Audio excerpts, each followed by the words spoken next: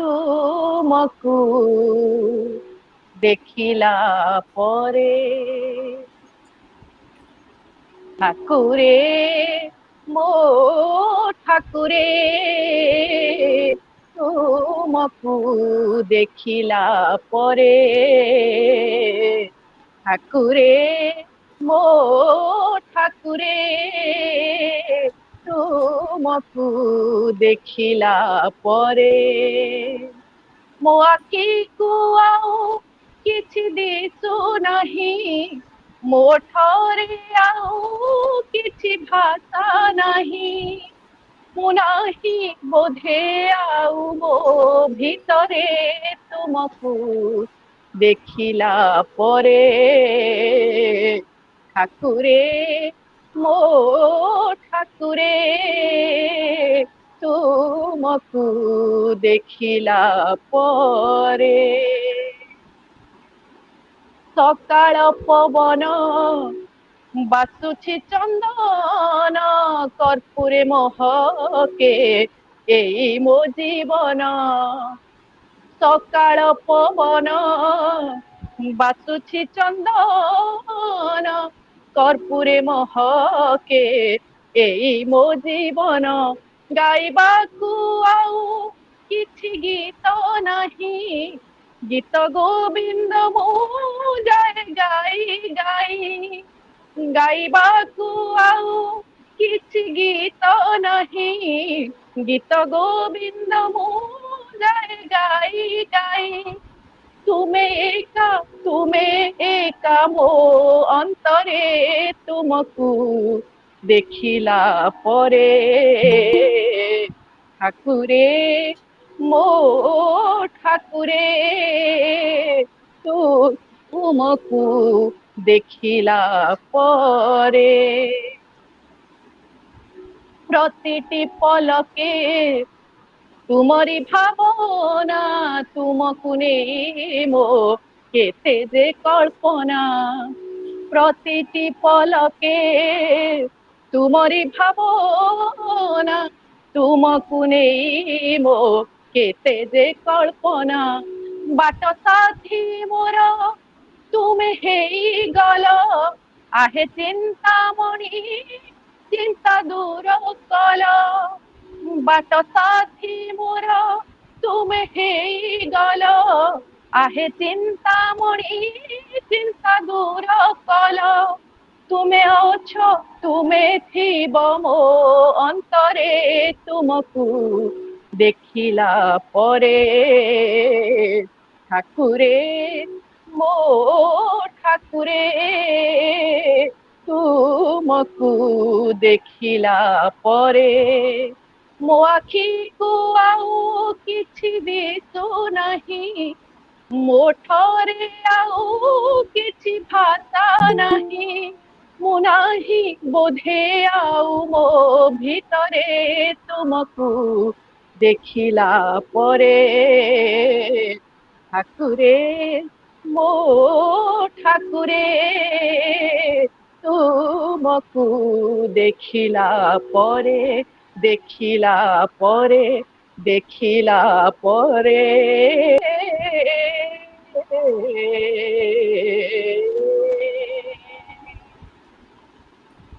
जय जगन्नाथ। ओम नमो भगवते वासुदेवाय कस्तूरी तिलकं ललाटपटले वक्षस्थले कौस्तुभं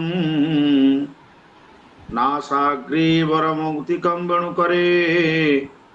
करतले कंकणं सर्वांगे हरिचंदनं सुललितं कंठे च मुक्तावली गोपस्त्री परिवेष्टितः विजयते श्री गोपाल चूड़ामणि सच्चिदानंद रूपाय विश्वोत्पत्त्यादि हेतवे तापत्रय विनाशाय श्री कृष्णाय वयं नमः। नमो शिवाय शांताय कारणत्रय हेतवे निवेदयामि चात्मानं त्वं गति परमेश्वरः। जय जगन्नाथ। अनंत कोटि विश्व ब्रह्मांड नायक सचिदानंद परमानंद आनंद कंद रसरास रसिकेन्द्र मौली महाप्रभु जोगेश्वर श्रीकृष्ण भगवान अभयपद पंकजरे दासानदास सेवक बाढ़ी दौर अनंत कोटि आभूम प्रणाम। अघटन घटन पटियसी महालक्ष्मी महाकाली महासरस्वती स्वरूपा उत्पत्ति स्थिति संहार कारिणी क्लेशहरिणी जगज्जननी वृंदावनेश्वरी राजराजेश्वरी माँ राधाराणी पतित पावनी पणतकानी तले आत्मसमर्पित पूर्वक वैष्णवानम अग्रगण्य उमापति शंकर भगवान परम पूज्य व्यास भगवान श्रील श्री सुखदेव जी गोस्वामी जीवाचार्य परीक्षित जी महाराज एवं साहित्यिक कवि बंधु परिवार द्वारा आयोजित धारावाहिक श्रीमद् भागवत कथामृत आज आभासी कार्यक्रम योगदान करथिबा समस्त ज्ञानी गुणी पंडित मंडली तथा अनुष्ठान सभापति संपादक कर्मकर्ता वृंद समस्त को वासुदेव सर्वमिति स महात्मा सुदुर्लभ न्याय आपण मान को सेवा बढ़ी दौर अनंत कोटि आभूम प्रणाम। प्रिय सज्जन अष्टम अध्याय श्रीकृष्ण गोविंद हरे मुरारे हे नाथ नारायण वासुदेव कृपा विधेया मयि पाप सिंधु निराश्रय मां जगदीश रक्ष। जय जगन्नाथ। महाप्रभु अखिल ब्रह्मांड नायक श्री जगन्नाथंकर अहेतुक करुणा आशीर्वाद आपण माने श्रीमद् भागवतर धारावाहिक कथामृत श्रवण करुछंती। बहु ज्ञानी गुणी पंडित मंडली आपण माने योगदान करछंती। आउ गत अध्याय आपण माने श्रवण करथुले भक्त प्रह्लाद पाठशाला रे गुरुकुल रे निजर बंधु मानकु से भगवान तथ्य संपर्क रे सूचना प्रदान करिसन। प्रह्लाद तार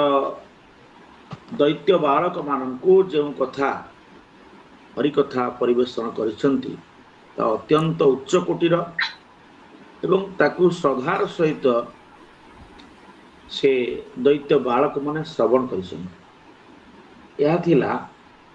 तदानीतन समय भक्त प्रह्लादंकर या गोटे प्रवचन कर अत्युक्ति हम ना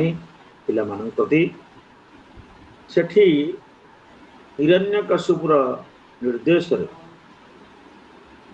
तार संधामर्क जो गुरु मान को कहुला से विष्णु कथा हरि कथा किसी भी तुम्हें पढ़ेब ना जेहेतु से मोर शत्रु किंतु परवर्ती मुहूर्त पढ़े शेष प्रह्लाद कहते जे भगवत भक्ति प्रभाव रे दैत्य यक्ष राक्षस स्त्री शूद्र गोपाल ये समस्ते जिते पापी मान अच्छे उद्धार पाइबे ए संसार रे ए मानव शरीर रे भगवान श्रीकृष्ण ठारे अनन्य भक्ति हो जीवर सबुठारु परम कल्याण। यही शेष उपदेश प्रदान करी प्रह्लाद विरत नहीं। प्रह्लाद कथा शुणी सारा पर दैत्य बालक माने समस्ते श्रीकृष्ण प्रति भक्ति करछंती एवं गुरुंकर जो विद्या से सबू आमको भूल मार्ग रे नौची मार्गटा ठीक नहीं ये सब सिद्धांत को नहीं। ये आम सप्तम अध्याय परिसमाप्ति घटी अष्टम अध्याय कथा आरंभ हो। अष्टम अध्याय नृसिंह भगवान आविर्भाव हिरण्यकशिपुर उद्धार एवं ब्रह्मादि देवता मान भगवान को स्तुति ये संपर्क में आलोचना कर। ए अष्टम अध्याय प्रथमे नारद महाराज जो कथा रखुछंती नारद कहउछंती अथ दैत्य सुता सर्वे श्रुत्वा तदनुवर्णितम् जगृहु निरवध्यत्वात् नैव गुरु शिक्षितम्। कहउछंती प्रह्लादंकर जो हरि कथा प्रवचन शुणी से सरल दैत्य बालक माने ताहाको ग्रहण करनेले एवं तदनुजाई निजको प्रस्तुत कले से केउ मार्ग रे जिवे। शिक्षा गुरुंकर दूषित शिक्षा प्रति से ध्यान देले नहीं। सबु छात्रंकर बुद्धि भगवान को ठारे निवेश हो गला एक कथा नारद महाराज सूचना प्रदान कर। एवं गुरु जिते कथा जानिया को पाइले जे आश्रमर समस्त छात्र वर्तमान विष्णु भक्त हो गले। प्रह्लाद से परिवर्तन कराई देछि। सेतले गुरुंकर मध्य उत्कंप होइछि। अर्थात सी अनुभव करुछंती राजा जेतेबेले कथा जानिबे राजा जेतेबेले कथा जानिबे सेतेबेले निश्चित भाव में आम प्रति दंड दिया जिवो। आमे दंड भागी हो। गुरुंक पाठ पढ़ा को मन देई प्रह्लादर कथारे संपूर्ण कृष्ण भक्त हो जाइथिबारु गुरु प्रमाद बनिया लगी। ओडिया भागवत से पद लिखा जाइछंती सत्य संजुते आबोरीला बालक बुद्धि नाश कला। जहाँ संसार में वास्तव सत्य जो सत्य हो चिरंतन नित्य बुद्ध से सत्य को जेते मिथ्यार पल्ले पदे घोड़ा को चेष्टा कले मध्य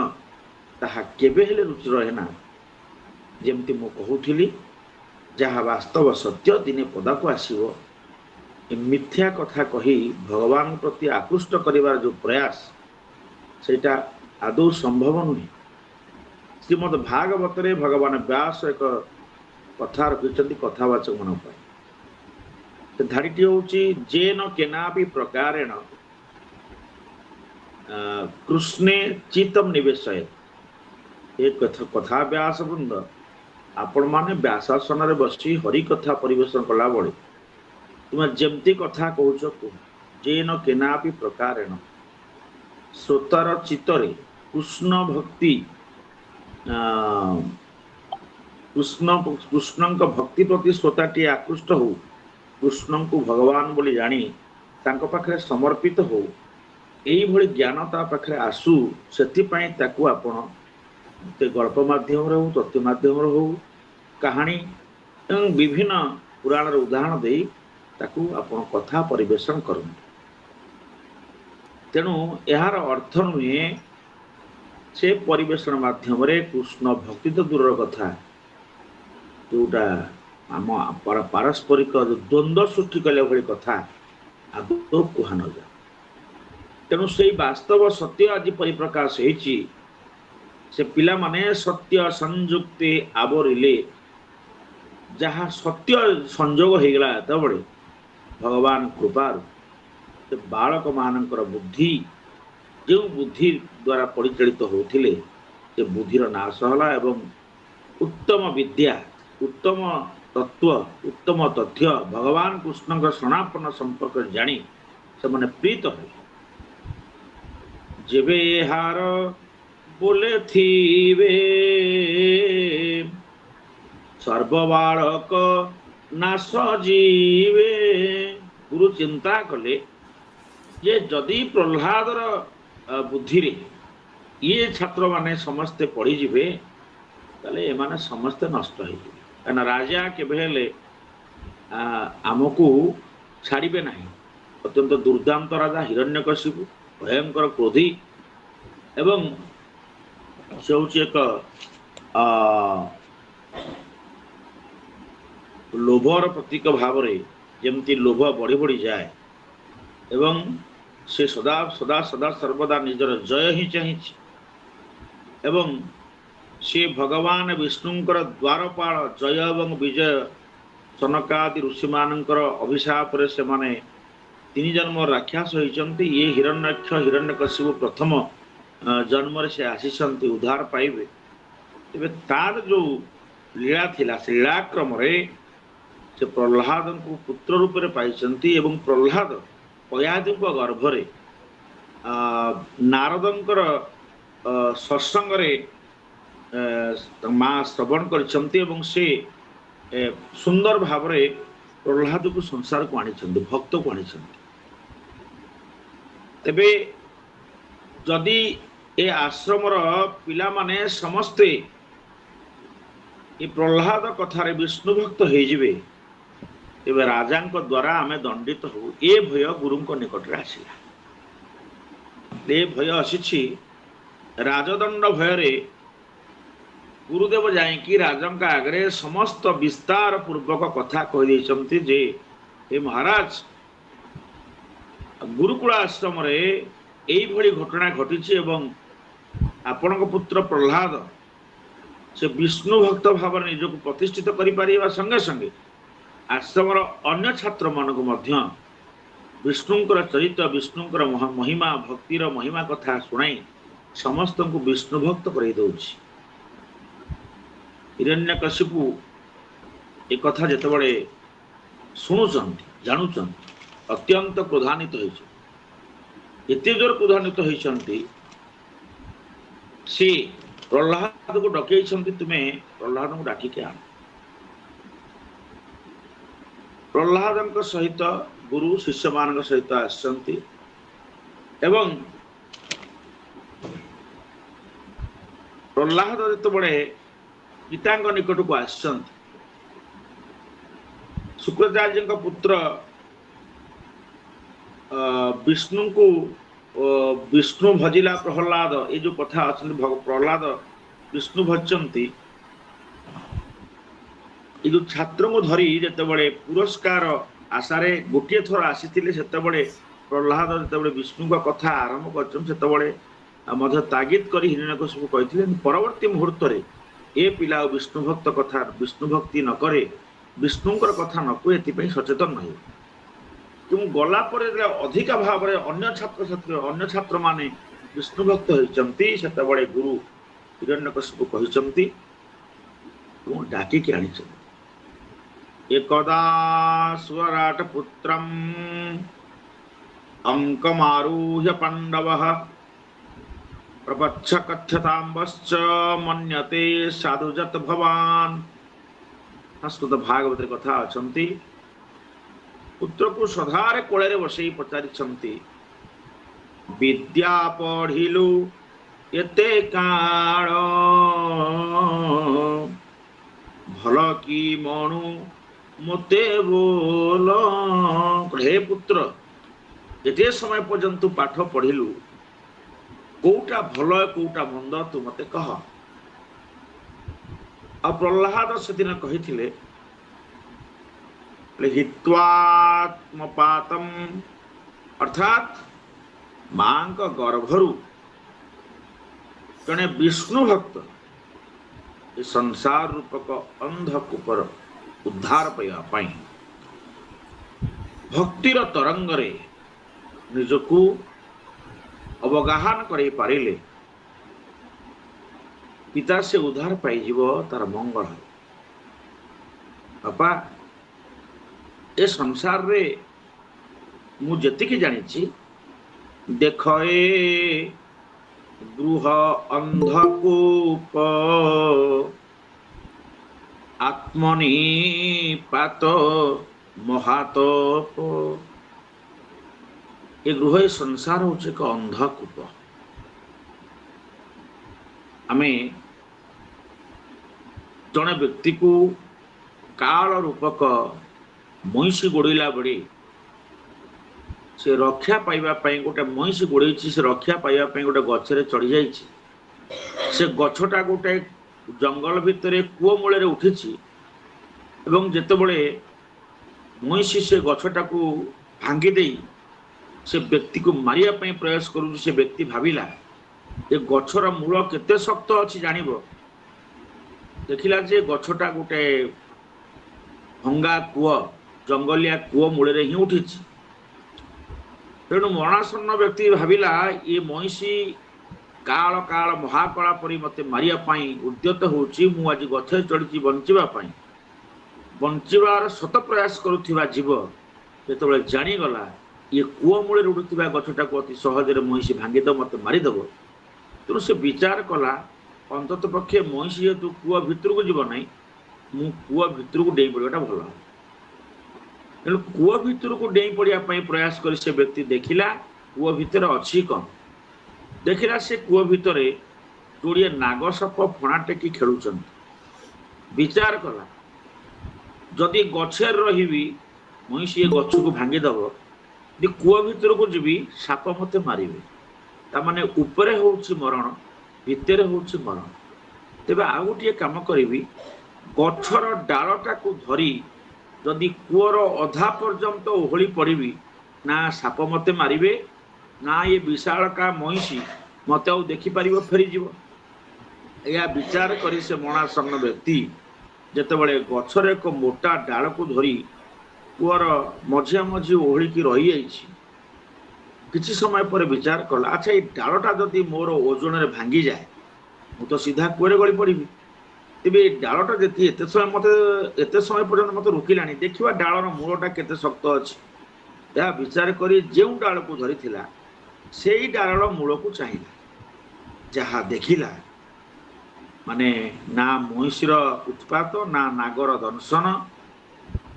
बिना ये सब कारण ता पिंडर प्राण छाड़ा अवस्था है कौन देखला जान से देखिला से जो डालटा को धरी ओढ़ी से डालर ठीक मूल को दीटा भयंकर बड़ बड़ बणुआ मूषा से केते बड़ू से डाल को काटिले से आश्चर्य है जे आ अल्प समय पर डालू 20-30 भाग कटा सरला अल्प समय पर डालटा को न भांगिले ये माने मूषा काटिले माने भांगवा मरवाटा थे तेणु से व्यक्ति जानिला जे मु निश्चित मरी डाल भांग कूए पड़ी साप मारे नाही तो डाल को छाड़ी मूषा काटिबा आगु अलगा डाल चढ़िले महिषी गछ भांगी मारे संसार रे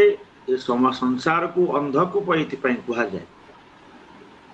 मरणासन्न व्यक्ति मृत्यु सत्य बोली जानी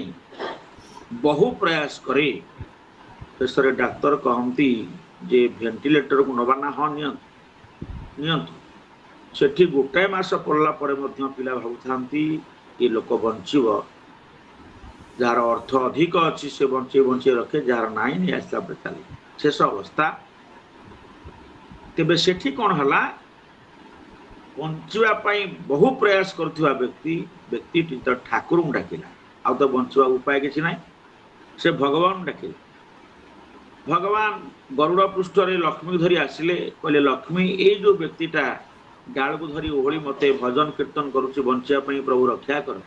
आकु मु रक्षा करी जे टिके परीक्षा करी लक्ष्मी पचारथिले प्रभु ये अल्प समय पर मरीज आपण आपको परीक्षा करेंगे कौन ना जीवन हूँ परीक्षा गर्भरे शिशु संचार होची नहीं परीक्षा आरंभ हुए एवं विद्यारे परीक्षा पाठपढ़ार परीक्षा चाकरी परीक्षा सब जीवन भरी परीक्षा दे दे दे दे जिते पिंडर प्राण चली जाए से आत्मस्वरण कहते ना टे परीक्षा करवा डाक्तर कहते डाक्तर मृत व्यक्ति को मध्य परीक्षा करके घोषणा कर सारा आम जाणुआ पिंडर प्राण ना परीक्षाटा सदा बढ़े भगवान कहले स्वल्प समय परीक्षा ए भगवान गोटे चिल पक्षी को डाकिले से चिल को कहले देख चिल ये छोट कहानीटी आप जानवे ए अंधकूप किभली भाव बोले चिल ये व्यक्ति जो डाल को धरी ओढ़ी से डाल उपर गोटे विराट महू फेणा होती तुम से महू फेणाटा को भांगी पड़े जाओ चिल से महू फेणा भांगी चलीगला अब आपण मैंने आश्चर्य हुए से महू फेणारू महू गुड़िक महू माछी से चिल को गोड़ेले एवं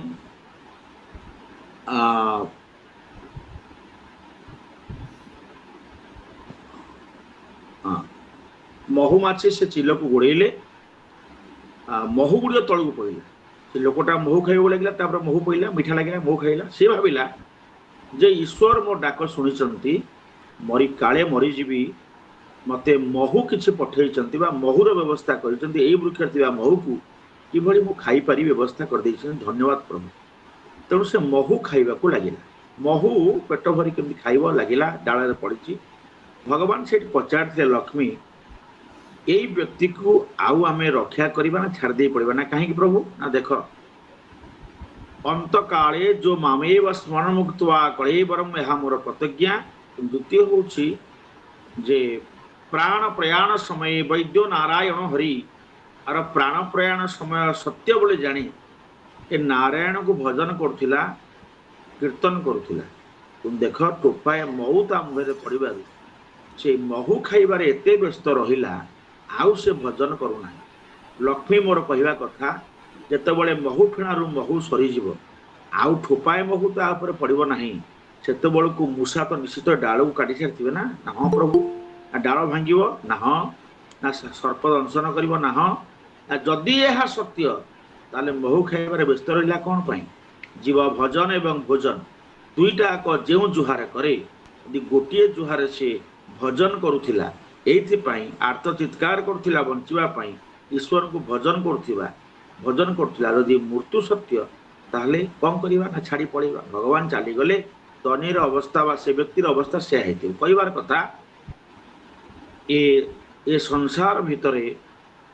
जंजाल होउछि एभଳି एक गछ जो गछ उपरे आमे समस्ते चढ़ीचे एवं काल काल महाकाल से आमको गोड़ौछि मारिबा पाई। महिषी होउछि काल महिषी से कालर प्रतीक एवं आमे जो जंजाल गछरे चढ़िकी से गछटी जो कूଅ मूल उठुची सेटा होउछि अंधकूप। ये संसार रूपक अंधकूप मूल जंजाल रूपक गछटी अच्छी जो गछरे ये जीव बंचापी से गछ उपर चढ़ी मो पिला मो बंधु बांधव समस्ते मत बंचेदेवे किंतु बंचार प्रयास पाऊना से गोटे डाल को धरी तल को ओढ़ी पड़ी से डालटी हूँ आम मानकर बयस रूपक डाल।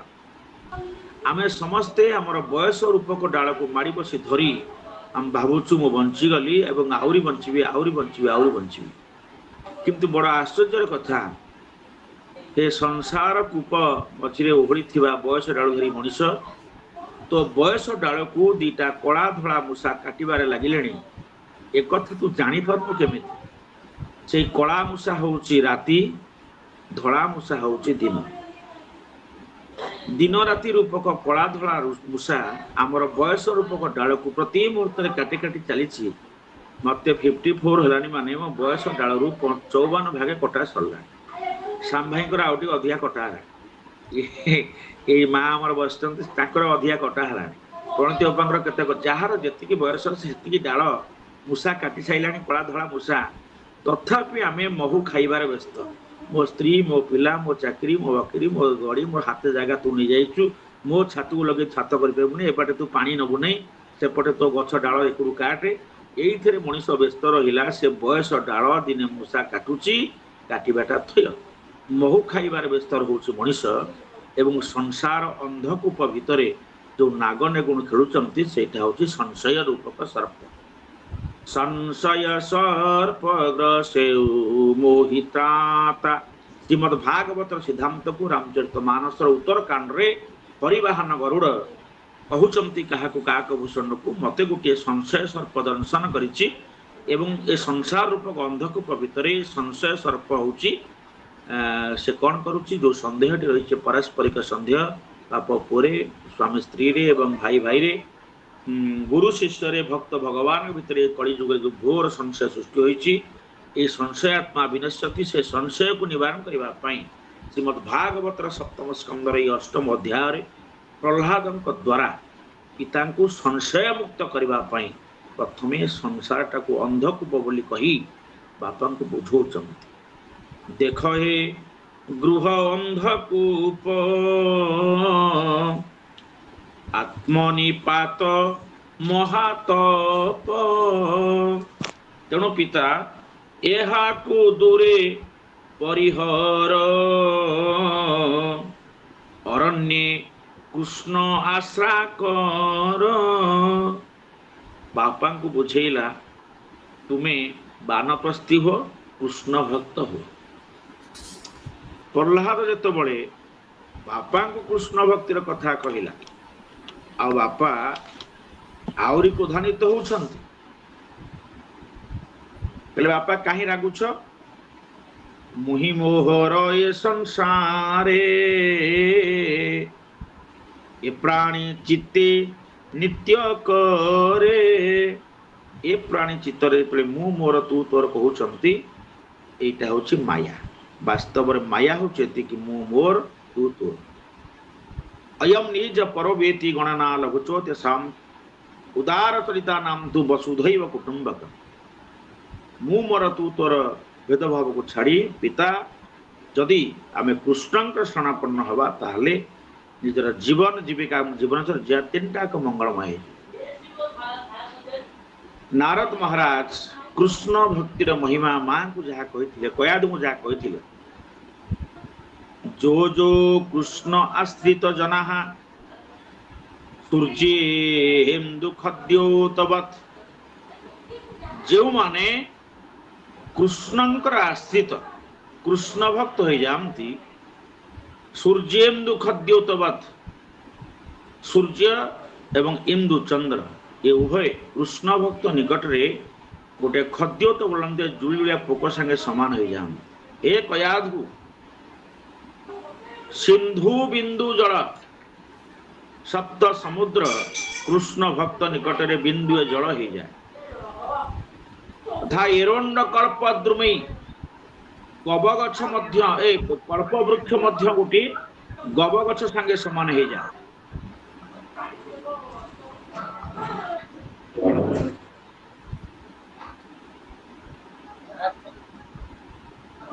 রাজ বৃহস্পতি জড় পাল্টি যান। তথা কন্দর্প দৃশ্যতে কপি, অত্যন্ত সুন্দর কন্দর্প সে কৃষ্ণ ভক্ত নিকটরে মর্কটাকৃতি বানরাকৃতি হয়ে যায়। এভাবে ভাবে কৃষ্ণ ভক্তির মহিমা অছন্তি। কাল কীট নির্ধনপতি কুবের, কাল কাল মহাকাল কীট হয়ে যায় এবং কুবের নির্ধনপতি হয়ে যায়, ধনহীন হয়ে যায়। তেণু ଓ ବା ଗୁଣ, ତେଣୁ କୃଷ୍ଣ ଭକ୍ତର ଏଭଳି ମହିମା ଅଛନ୍ତି ଏବଂ ତାର ପ୍ରତ୍ୟକ୍ଷ ପ୍ରମାଣ କାଳ ମଧ୍ୟ କୀଟ ହେଇଥିଲା। ରାଜା ପରୀକ୍ଷିତ ଯେତେବେଳେ ଭାଗବତର ଦ୍ୱାଦଶ ସ୍କନ୍ଧ ଆଲୋଚନା ଭିତରକୁ ଆମେ ଯିବା, ଦେଖିବେ ରାଜା ପରୀକ୍ଷିତ ଯେତେବେଳେ ପୁଷ୍ପମାଲ୍ୟ ତାଙ୍କୁ ସମର୍ପଣ କରାଯିବ ଏବଂ ସେ ବ୍ରହ୍ମଲୀନ ହେବେ, ସେତେବେଳେ ତକ୍ଷକ ନାଗ କୀଟ ହେଇଯାଇଛନ୍ତି, ଛୋଟିଆ କୀଟ, ଛୋଟ କୀଟ ହେଇକରି ଦଂଶନ କରିବା ପାଇଁ ସେ ପୁଷ୍ପମାଲ୍ୟ ଭିତରେ ପ୍ରବେଶ କରିଛନ୍ତି। ଯେତେବେଳେ ସୁଖଦେବ ଗୋସ୍ୱାମୀ କହୁଛନ୍ତି, ହେ ରାଜା ପରୀକ୍ଷିତ, ଆଜି ଭାଗବତ ଶ୍ରବଣ ତୁମର ଅନ୍ତିମ ଦିବସ, ଆଜି ତୁମକୁ ଆମେ ପୁଷ୍ପମାଲ୍ୟ ସମର୍ପଣ କରିବୁ, ତୁମେ ବ୍ରହ୍ମଲୀନ ହେବ। ହେ କୃଷ୍ଣ ଭକ୍ତ, ଏ ମାଲ୍ୟ ଗ୍ରହଣ କର। ସେତେବେଳେ କାଳ କାଳ ମହାକାଳ କୀଟ ରୂପରେ ସେ ପୁଷ୍ପମାଲ୍ୟରେ ଯାଇ ଯେତେବେଳେ ଦଂଶନ କରିଛନ୍ତି, ସେତେବେଳକୁ ପରୀକ୍ଷିତଙ୍କ ପ୍ରାଣ ବ୍ରହ୍ମଲୀନ ହୋଇ ସାରିଥିଲା। ଆଉ ସେତେବେଳେ କାଳ କାଳ ମହାକାଳ କୀଟ ସ୍ୱରୂପ ହୋଇଯାଇଥିଲା। ତେଣୁ ଯେ ଏ ଜୀବ ଅନେକ ବାର ଜନ୍ମ ନେଇଛି, ଲୌକିକ ସୁଖ ଭୋଗୀ ଅତୃପ୍ତ, ତୃପ୍ତି ଭୋଗରେ ନଥାଏ। ରାମଚରିତ ମାନସରେ କୁହାଯାଏ, ସୁର ନର ମୁନି ସବ କି ହରିତି, ସ୍ୱାର୍ଥ ଲାଗି କରହି ସବ ପ୍ରୀତି। যে সুর নর মুনি সব কি হরিতি, স্বার্থ লাগি করহি সব প্রীতি। তেଣୁ ପିତା ତୁମେ କୃଷ୍ଣ ଭକ୍ତି କର, କୃଷ୍ଣଙ୍କ ପ୍ରତି ଆକୃଷ୍ଟ ହୁଅ। ଏ ସଂସାରରେ ସୁଖ ନାହିଁ, ଗୃହ ଭଜନ ପାଇଁ ଉପଯୁକ୍ତ ନୁହେଁ। ତୁମେ ବାନପ୍ରସ୍ଥି ହୁଅ, ସତ୍ସଙ୍ଗ ଏବଂ ନବଦାହ ଭକ୍ତିରେ ନିଜକୁ ଯୋଡ଼ାଇ ନିଅ। ପିତା, ମୁଁ ଉତ୍ତମ ବିଦ୍ୟା ଗ୍ରହଣ କରିଛି। ଉତ୍ତମ ବିଦ୍ୟା, ସର୍ବୋତ୍ତମ ବିଦ୍ୟା କ'ଣ? ପ୍ରହ୍ଲାଦ ପିତାଙ୍କ ଆଗରେ ପରିବେଷଣ କରିଛନ୍ତି। ଉତ୍ତମ ବିଦ୍ୟା ସଂସାରରେ କ'ଣ? ଭାଗବତର ପଦ ଲେଖା ହେଇଛନ୍ତି, କୃଷ୍ଣର ଶ୍ରବଣ କୀର୍ତ୍ତନ स्मरण चरणे सेवन चरणे दास पणे थिबो सक्ष भावरे निवेदन करिब आत्मनिवेदन एनव लक्षणे भक्ति जेनर गोविंदे भजन्ति उत्तम विद्या बोली जान उत्तम विद्या बोली ताहा जेणे न लागे विष्णु माया एक कथा मध्य प्रहलाद बुझेछन। एई भली भावरे गृहस्थर उत्तम विद्या संपर्क रे पिता को बुझेबा परे आज प्रहलाद गुरु ठार जानी गले ये निश्चित भावरे विष्णु व्यतीत आउ मोर कथा मानिब नाही तेणु क्रोधान्वित होइछन। राजदंड भय गुरु जिते समस्त कथा प्रकाश कर देइछन हिरण्यकशिपु विचार कला आउ पुत्र प्रति पितार स्नेह न रखी आकु दंड दबा उचित। अनेक मते विचारिला पुत्र मारणे मन देला पिता हुई पुत्र को मारी देवा पई चेष्टा कल अर्थात भगवान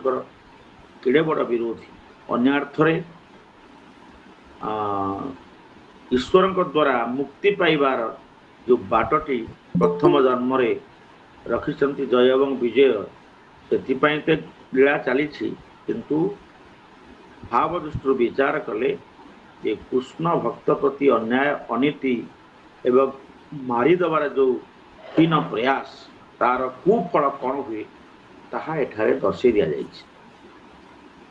हिरण्य पुत्र उपर राजी छंती एवं हरिंकर प्रति चिंता व्याकुलित मनस हरि प्रति हरि भक्ति प्रति अत्यंत दृढ़ विश्वस्त भक्त प्रहलाद पिता सम्मुखें उपस्थित हले किभली उपस्थित हले सेदिन गुरु ठियाइचंती आश्रमर बालक माने ठियाइचंती चंडामर्क अछंती गुरु अछंती प्रहलाद जानीगले जे पिता को आ कौनसी उपदेश काम करिब नाही सेठी से प्रहलाद पितार अग्रते कर अंजलि देई माथे विनय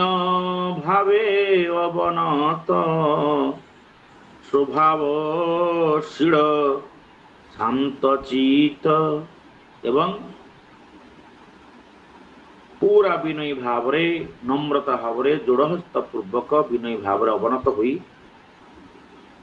पूरा शांत चित्तरे प्रहलाद उपस्थित अछंती। जड़े शांत सरल विनयी नम्र बालक विष्णु भक्त सम्मुख आउ जड़े अत्यंत क्रोधी प्रस्फुरिता अधर रक्तिम नयन एवं भयंकर क्रोधर वशवर्ती होता व्यक्ति ए उभयंक मझिरे भगवान अनंत कोटि कृपार निर्दर्शन ता देखा मिले एभली सरलतार सुजोग को नहीं राक्षस दैत्य भाव से कौन कहला अरे द्रुवृत मंद बुद्धि अधम दुष्ट कुल भेदी मोहर कोपे तिनि पुर भये कंपंती थर हर तू जानी ना हूँ तू दुर्वृत तू मंद बुद्धि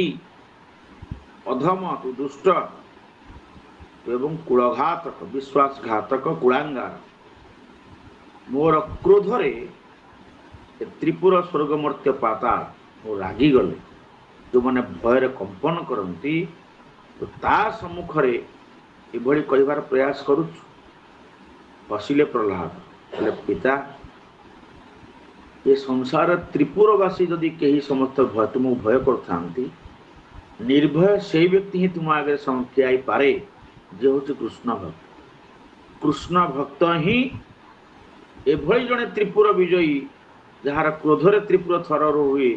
ता सम्मुख ठिया देखिए भगवती माँ जानकी महाराणी को चोरी करिवार विचार करू करू जड़े त्रिपुर विजयी राजा को भिकारी होगा पड़ा। मंदोदरी कहते स्वामी तुम्हें सीता को चोरी करिवार मानसिकता जेबे आनिल सेतबेले तुमको प्रथमे राजा रू भिकारी होगा पड़ा। तुम्हें भिक्षुक वेश धारण कल एटा तुम प्रति तुम्हें कौन जानी पारल ना तुम्हें भावुच मुझे अन्याय करुच्ची मु ठीक करुच्ची सेमती कृष्ण भक्त ही तुम भली व्यक्ति सम्मुख ठियाबार साहस करें कृपा मिली थाए। आ जो मैंने त्रिपुर आपण को देखी आपण क्रोधरे भय थरी मु केबे हेले भयभीत हेबी ना रागी गले हिरण्यकशिपु बोले कुपुत्र मोर कुलांगार आजी पे शिवी जमपुर तू कुलांगार कुपुत्र तते मु जमालय को प्रेरणा करी बड़ा आश्चर्य जे वैकुंठपुर को यात्रा पाई निजर व्यवस्था कर सारी तांको पुणी जमालय को पठेबार जो हीन प्रयास केबे हेले फलप्रद हेब नाही यह जानी मध्य हिरण्यकशिपु कहले मु तुमको मारी। आ प्रह्लाद एक कथा सुनिया परे पिता पितामह ब्रह्मांक ठारू आरंभ करी ये संसार रे गोटे छोटिया घास गछ ब्रह्मलोकर ब्रह्मांक ठारू आरंभ करी मर्त्यलोक घास गछ पर्यंत तरुतुर छोटिया तृण जिते चराचर जीव अछंती आउ कीट पतंग वृक्षलता अछंती समस्त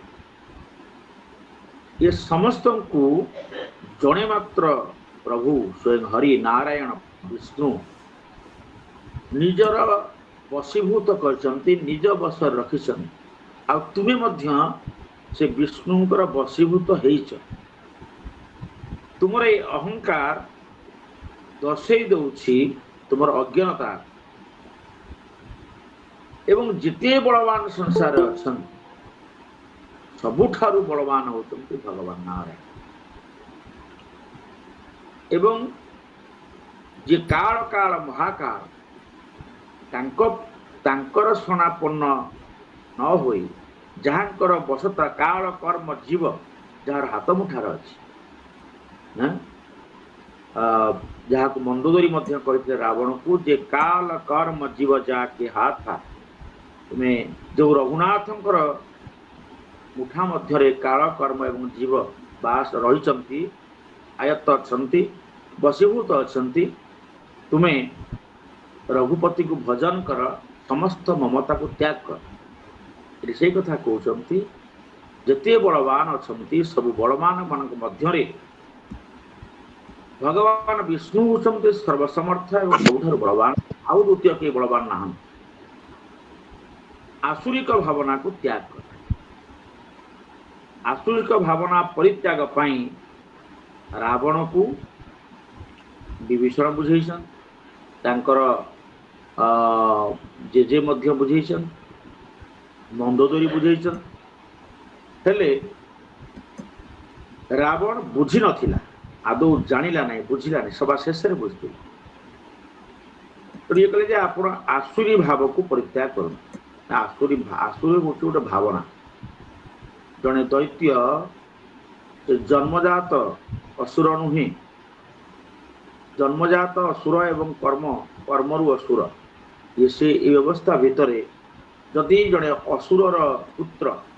विष्णु भक्त हो पारला जन्म पूर्वर तांकर मार संस्कार द्वारा से परिवर्तित हो पारे तेबे जड़े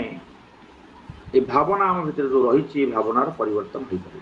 तामसिक भावना को परित्याग कर कहते मैं आसुरिक भाव परित्याग कर एवं मन को समभावापन्न कर वासुदेव सर्वमिति स महात्मा सुदुर्लभ जे जो माने समस्त को वासुदेवंकर समग्र संसार को वासुदेव बोली मन करती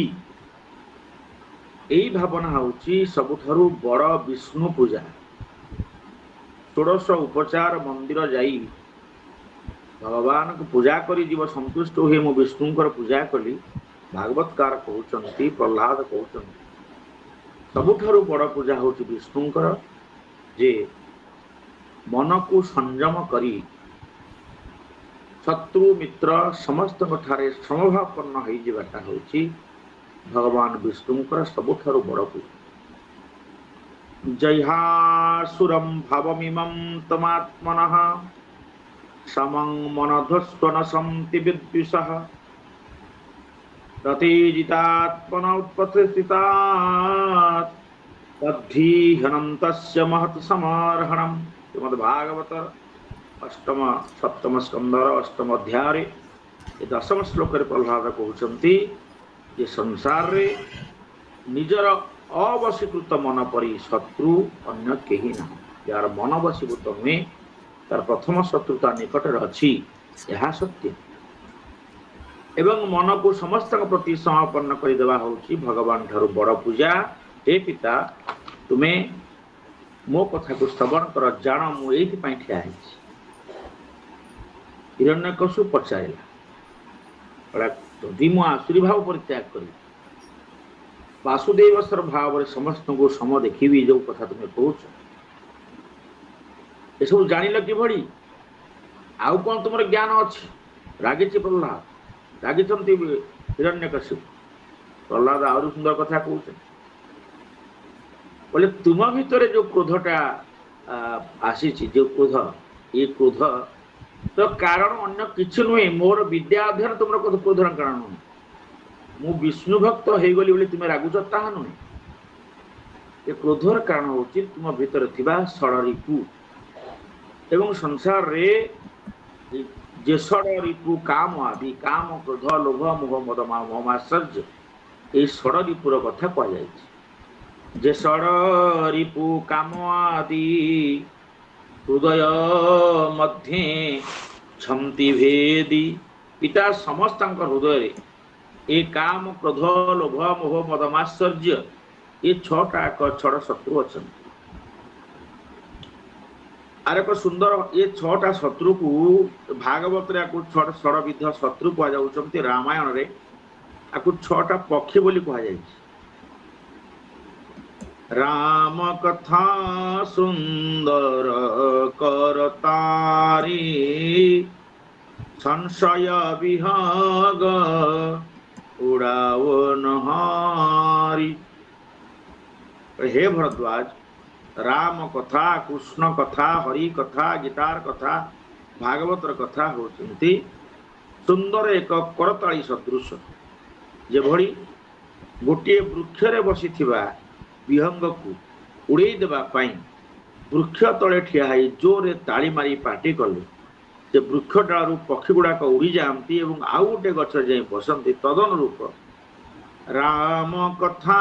सुंदर करतारी राम कथा कृष्ण कथा हरि कथा हूँ एक सुंदर करताली सदृश ये कथा प्रति जो मैंने आकर्षित हुए जो मैंने कथा को श्रवण करती हृदय रूपक वृक्षरु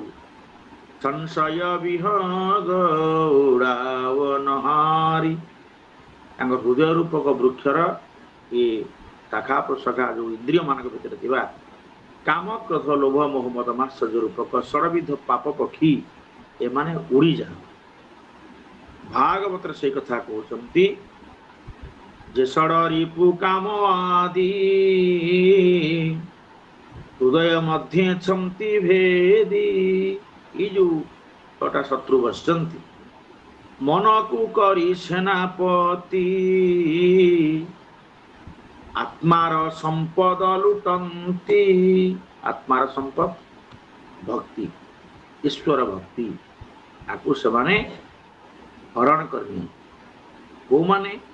क्या से सेनापति करती ना मन मन को सेनापति करी माने आत्मार संपत्ति बड़ संपत्ति होची विष्णु भक्ति कृष्ण भक्ति आगु से चोरी करी नियंती ये माने लुटेरा डकायत से आपनकर दुहावली रे गोस्वामी तुलसी स्पष्ट लिखिसंती रावण 10 मुंडिया थिला कि 20 टा हाथ थिला आमे देखिना 1630 ख्रीष्टाब्द रे ग्रंथ रचना कला बेले मु देखि नाही मु जानि नाही से को सीता को चोरी कला कौन कला दुहावली लिखिले जे मोह 10 मौली तदभ्रात अहंकार पाकर जीत काम विश्राम हरि बोले रावण जो सीता को चोरी करिछि सेटा होछि मनुष्यर मोह मोह काम क्रोध लोभ मोह ए मोह रूपक रावण आत्मा भितरु ए अंतरात्मा रो जो चोरी करिछि होछि भक्ति रूपा सीता जीव मोहग्रस्त हो गले कामग्रस्त हो गले लोभग्रस्त हो गले ता अंतरात्मा भक्ति रूपा सीता को चोरी हो जाए मोह होची 10 मौली तदभ्रात अहंकार तार गोटे भाई थिला रावण भाई थिला कुंभकर्ण मोहर भाई किए मोहर भाई होची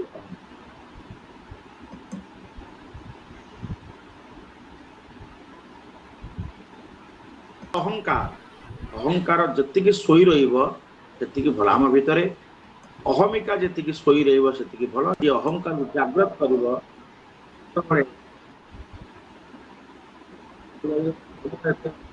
अहंकार को जे जागृत करिवो तार विनाश है तेणु दत्तानि तप्त तैलानि कुंभकर्णस्य कर्णयो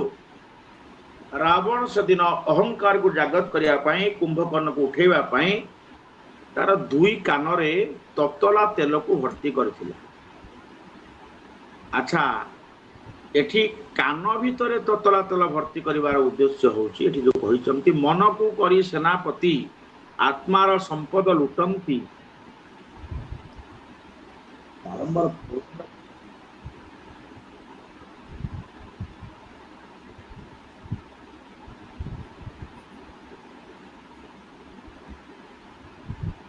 अहंकार वृद्धिर मनुष्य भितर थिबा अहंकार को सृष्टि करिबारे सबुठारु बड़ साधन बड़ आधार होची आमर दुई कान एई कान दीटा सकाशे आमे आम भितर गर्व अहंकार बढ़ी चलछि किभଳି ना ए कान रे आमे प्रशंसा सुनुछे ये बड़ पंडित पंडित प्रमोद पंडा ये संपादक ज्ञानी बा बापरे मो छाती बड़ कुंडे मोट हाँ बाबा गई भाईना से जानवे कथा हाँ तेणु प्रणाम तो सामान्य मानपत्र टी जदि आम पाई जाऊँ आम एत खुशी होचु एत प्रचार प्रसार करुचु आत्म प्रशंसा करुचु यह हेउ किंतु आम भितर से अहमिका न थाउ हाँ अहमिका न थाउ तेणु रामायण रे सेई चरित्रटर नाम दिया कुंभकर्ण कुंभ एभली एक शब्द छोटिया माठिया से क्षीर को ग्रहण करिवो विष ग्रहण करिवो जे मिठा ग्रहण करिवो खटा ग्रहण करिवो 9टा जेते प्रकार रस दियो माठिया सब ग्रहण करिवो तो मनुष्यर शरीर भितर कर्ण रूपक गोटे कुंभ से कुंभ सब ग्रहण करन तेणु कुंभकर्ण होची अहंकार जेतिके सोई रहइबो सेतिके भल ताको जे जागृत करिबो से उठिबो तेणु श्रवण कुमार होची द्वितीय चरित्र रामायण ताको बुझंतु श्रवण कुमार तू तो श्रवण को संयम कर जो कान शुणुचे आमे माने जो कथा शुणुचे जिनी हरि कथा सुनी नाही काना श्रवण रंध्र ही पवन समान गीता भागवत रामायण जोड़ देख बोले भवानी जो माने कान हरि कथा शुणती नाही से कानर रंध्र दीटाक अहिभवन सर्पघात संगे समान कौ सर्प ना संशय सर्प सन्देह करिवो अनेक कथा शुणिबो पार्वती पचारि स्वामी जदि मु हरि कथा न शुणिबो जीव ता कान रे साप पशिबो साप बाहरिबो केमिति भगवान बढ़िया उत्तर दैछन रामायण रे कथा मु कहे सब ठाई जे एई मानस पिंडी जो कराइछि व्यास बसंती ठाकुर बसंती जो मंच हेछि मंच सामने डेकोरेशन होती भितर जिते श्रोता बसंत ये जो परिसर ए परिसर हूँ गोटे मानस सरोवर जदि गोटे सापटे गात भितर पशि ता लांज पदा को देखा जाउछि मोदी कहबी आपण मानको ए सापटा तो भीतर को मुंड अछि ए लांजटा को धरिकी पदा घोषा दियो सापटा बंची जाऊ देखिबे सापर लांज बरंग छिंडी जीव गातेरे पस्तिबा साप लांज को टाणिले से बाहरिबा बड़ कष्ट अति सहज नुहे आगे बुद्धिमान व्यक्ति कौन करे से गातेरे किछि पानी भर्ती कर पानी भर्ती कर दिए से सापटी धीरे धीरे धीरे से पानी पशिला क्षण से पदा को धीरे धीरे धीरे धीरे बाहरी पड़िया परीक्षा कर देखिए पचारे यहाँ सत तदनुरूप भगवान शंकर कहते हे भवानी हरि कथा प्रति विमुख होइथिबा व्यक्तिर कानरे जेउ संशय सर्पटी प्रवेश करिछि ताहा बाहरिबा बड़ कष्ट केही ताकू काढ़ी परिबे नाही काढ़ीबा पई गोटे बाट होउछि पानी पछिबा दरकार भगवान पचारे प्रभु पानी को पानी पशिबो ना बरसई सुधा हरि कृपा बारी सत्संग साधु संग ये आभासी बैठक भागवतर कथा कृष्णर कथा जिते बड़े श्रवण करिवो ए कथा रूपक कृपा भरी से कर्ण कुहर भितरे पड़िले कान भितरे कृष्ण कथा हरि कथा पड़िले ए पिता हाँ तुम कान भितरु से संशय सर्पटा आपे आपे बाहरी जीव केही काढ़ी पारिबे नाही ये समान जहाँ पिंडरे ताहा ब्रह्मांडरे तेणु मन को करी सेनापति आत्मार संपद लुटंती पिता एदस इंद्री दिगपाळे आत्मा को नासंती समूले तेणु समूल विनाश हो रक्षा पाई आपणकर शरीर सहित आत्मा संपूर्ण नष्ट हो तेणु पिता यहांकु देहे न निबारु एगुड़ को षड़ रिपु को तुम्हें बारण करना मन को संयम करना कृष्ण भक्ति रे निज को प्रवेश कराइना यहांकु देहे न निबारु मुबीर बोली गर्व करू माने प्रहलाद ये धाड़ीटा हिरण्यकश्यप को क्रोधर चरम सीमा रे पहुंचे दे ये सब कार्य न करी तुम्हें कौच मु वीर मु बलवान मु त्रिपुर विजयी एटा हास्यास्पद कथा पिता आपण एथु निवृत्त रुहन ए कथा सुनी हिरण्यकश्यप को कौन तुम्हें कह चाहूच ना हरि व्यापक हरि सर्वत्र रे गर्ज मूर्ख हरि जदि सर्वत्र हरि सर्वत्र अछंती जस्तुया मंद भाग्योक्तो मदन्यो जगदीश्वर तू मंद बुद्धि जहा तू कहलु तो भाग्य तो मंद हलाणी जदि तू कहूचु जगदीश्वर भगवान सर्वत्र अछंती क्वासौ कोठी अछंती जदि सह सर्वत्र जदि से सर्वत्र अछंती कस्मात् स्तंभे न दृश्यते कहीं सम्मुखें थिबा स्तंभ भितर देखा जाऊना कह दृश्यते शब्द को लेकिन आप विचार करेंगे जहाँ को आखिरे देखा कथा भगवत गीता में आलोचना कर सारी गीता रे 3 गोटी चक्षुर आलोचना कर गोटे हूँ चर्म चक्षु गोटे हूँ ज्ञान चक्षु गोटे हूँ दिव्य चक्षु 3 प्रकार चक्षु भगवान कहते विमूढ़ा नानुपश्यन्ति पश्यन्ति ज्ञान चक्षुष हे अर्जुन मूढ़ माने मते देखि पारंती नाही जहा पाखरे ज्ञान चक्षु अछि से माने मते ज्ञान चक्षु बळे दर्शन करि पारंती विमूढ़ा नानुपश्यन्ति पश्यन्ति ज्ञान चक्षुष आ गुटी होचंती ए जो चर्म चक्षु जो चक्षु आम मान भीतर अछि आमे मोबाइल देखुचे परस्पर मुह देखुचे चर्म चक्षु ए चर्म चक्षु देखिया पई से पचारला कस्मात् स्तंभे न दृश्यते मु कहीं आखिरे देखि पारु नाही भगवान कथा कह देछ अनेनैव रूपम द्रष्टुम नैव स्वप्नम स्वचक्षुषा हे अर्जुन तुमरे जो चर्म चक्षु रे मोरे दिव्य रूप को तुम्हें रूप दर्शन करि परिबो नाही चर्म चक्षु द्वारा रूप दर्शन करि हेबो नाही ताले केमि दर्शन हबो तृतीय चक्षु होचन दिव्य चक्षु दिव्यम ददामि ते चक्षु पश्य मे परमेश्वर तुम दिव्य चक्षु प्रदान करुच्ची तुम्हें रूप दर्शन कर तेणु हिरण्यकशिपु जो परिप्रश्न कला क्वासो जदि सर्वत्र कस्मा स्तंभे न दृश्यते जदि से सर्वत्र अछंती कहीं के स्तंभ रे देखा जाऊ नाहंती अर्थात पिता तुम पाखरे दुईटा को चक्षुर अभाव दिव्य चक्षुर तो अभाव काले काले रही कृपा ना मिल ना कि तुम पाखे ज्ञानर चक्षु आदौ ना ज्ञान चक्षु जहाँ पाखे थी से ईश्वर सत्ता को अनुभव कर जान कारण तुम्हें होच अपवित्र आत्मा पवित्रता तुम पाखे ना कौन पवित्र नहीं ना नहीं ज्ञान न सदृश पवित्र मिह विद्यते ये संसार रे सबुठारु पवित्र होची ज्ञान भक्ति ज्ञानाय कल्पते ज्ञान ही भक्ति सृष्टि करे जेहेतु तुम पाखे कौन ज्ञान ही नहीं तुम्हें अज्ञानर एक गंताघर तेणु तुम्हें स्तंभ रे जगदीश्वर को दर्शन करने संभव नुहे जेहेतु तुम पाखे ज्ञान चक्षु नहीं जेतबळे 14 दिन भगवान कृष्ण निकट को पूतना यात्रा करुछंती पूत अर्थ पवित्र ना अर्थ नुहे जे पवित्र नुहे पूत नुहे हाँ यात्रा को भगवान कृष्ण आखि बुझुछंती कहले चक्षु खोली देले चक्षु द्वारा चारि चक्षुर मिलन हो गले जीव परमंकर तरे ज्ञान प्राप्त हो जीव जो सम्मुख को आसीज ज्ञान प्राप्त हो भगवान आखि बुझुछंती दर्शन देना भगवान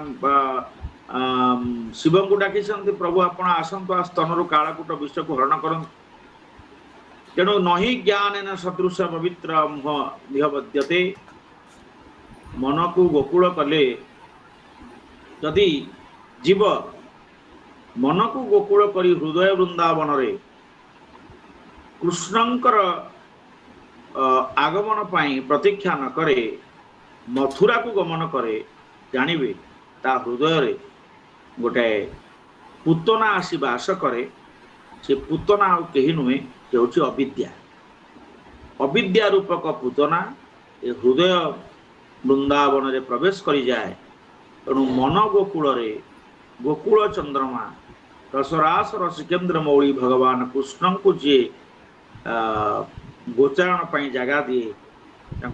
बुलाए ध्यान करता गुण लीला रूप को कीर्तन करे तेणु हृदय गोकुल रे कृष्ण भक्तिर प्रवेश हेले अविद्या रूपक पूतना नाश जाए आप जानते मनुष्य शरीर अविद्या 14टा जगार ही रुहे 14टी स्थान हूँ पंच ज्ञानेन्द्रिय पंच कर्मेन्द्रिय मन बुद्धि चित्त अहंकार 14टा जगार अविद्या रूपक पूतना बास करे तेणु भगवान श्रीकृष्ण मात्र 14 दिन रे ही पूतना को विनाश करते 14 दिन भगवान कृष्ण 14 दिन पुओटे मरी से पूतना राक्षसी जार पुओ मरी जाइए 14 दिन है 14 कथा भागवत अच्छा रामायण 14 अच्छा अंगद कहते रावण को हे रावण 14 प्रकार जीव ये संसार रे बंची थाउ थाउ मुर्दार संगे समान जो समस्त शास्त्र गोटे कथा को गुरुत्व दे विभिन्न प्रकार बुझे ताकू आमे बुझी न पारी आमे आम मन को किसी कथा रखि था जहाँ आमको परवर्ती समय द्वंद्व सृष्टि करे जमती राधा कथा प्रथम कहूँ मु तो गीतार कहूँ रामायण कहूँ भागवत कहूँ से अविद्या कथा 14 कथा से पूतना कथा से प्रहलादर कथा से भागवतर बाणी कथा कौ तो देखुची मेल सबुठ मेल खाऊ तेणु तुझे बोलू मो प्रभु हरि दृश्य अदृश्य छंती पूरी जदि स्तंभ रे मते देखा जाऊ नाहंती जदि तू कहूचु मो प्रभु होचंती हरि से दृश्य रे अछंती अदृश्य रे अछंती ताहाले आज तू मोहर समक्षे हरि को देखाओ प्रत्यक्षे बा बढ़िया कथा जीवन बरी हरि भजिलु ना हरि भक्त को कहूँ मत हरि देखा, ये संभव केमी? जदि जड़े कहे ईश्वर सर्वत्र विद्यमान, तेणु मूर्ति पूजार आवश्यकता नहीं। अत्र तत्र सर्वत्र शून्य महाशून्य प्रभु अछंती। आउ ये ठाकुर घरे धूप दीप पंचांग देकरी आउ आरती करी फूल चंदन देवार आवश्यकता नहीं। एबे भी ये प्रथा अच्छी। आज समाज भक्त मान कथा कहते मूर्ति पूजार आवश्यकता है। अच्छा ठीक अच्छे, हरि सर्वत्र, हरि सबुआड़े अच्छा, सबुठे हरि।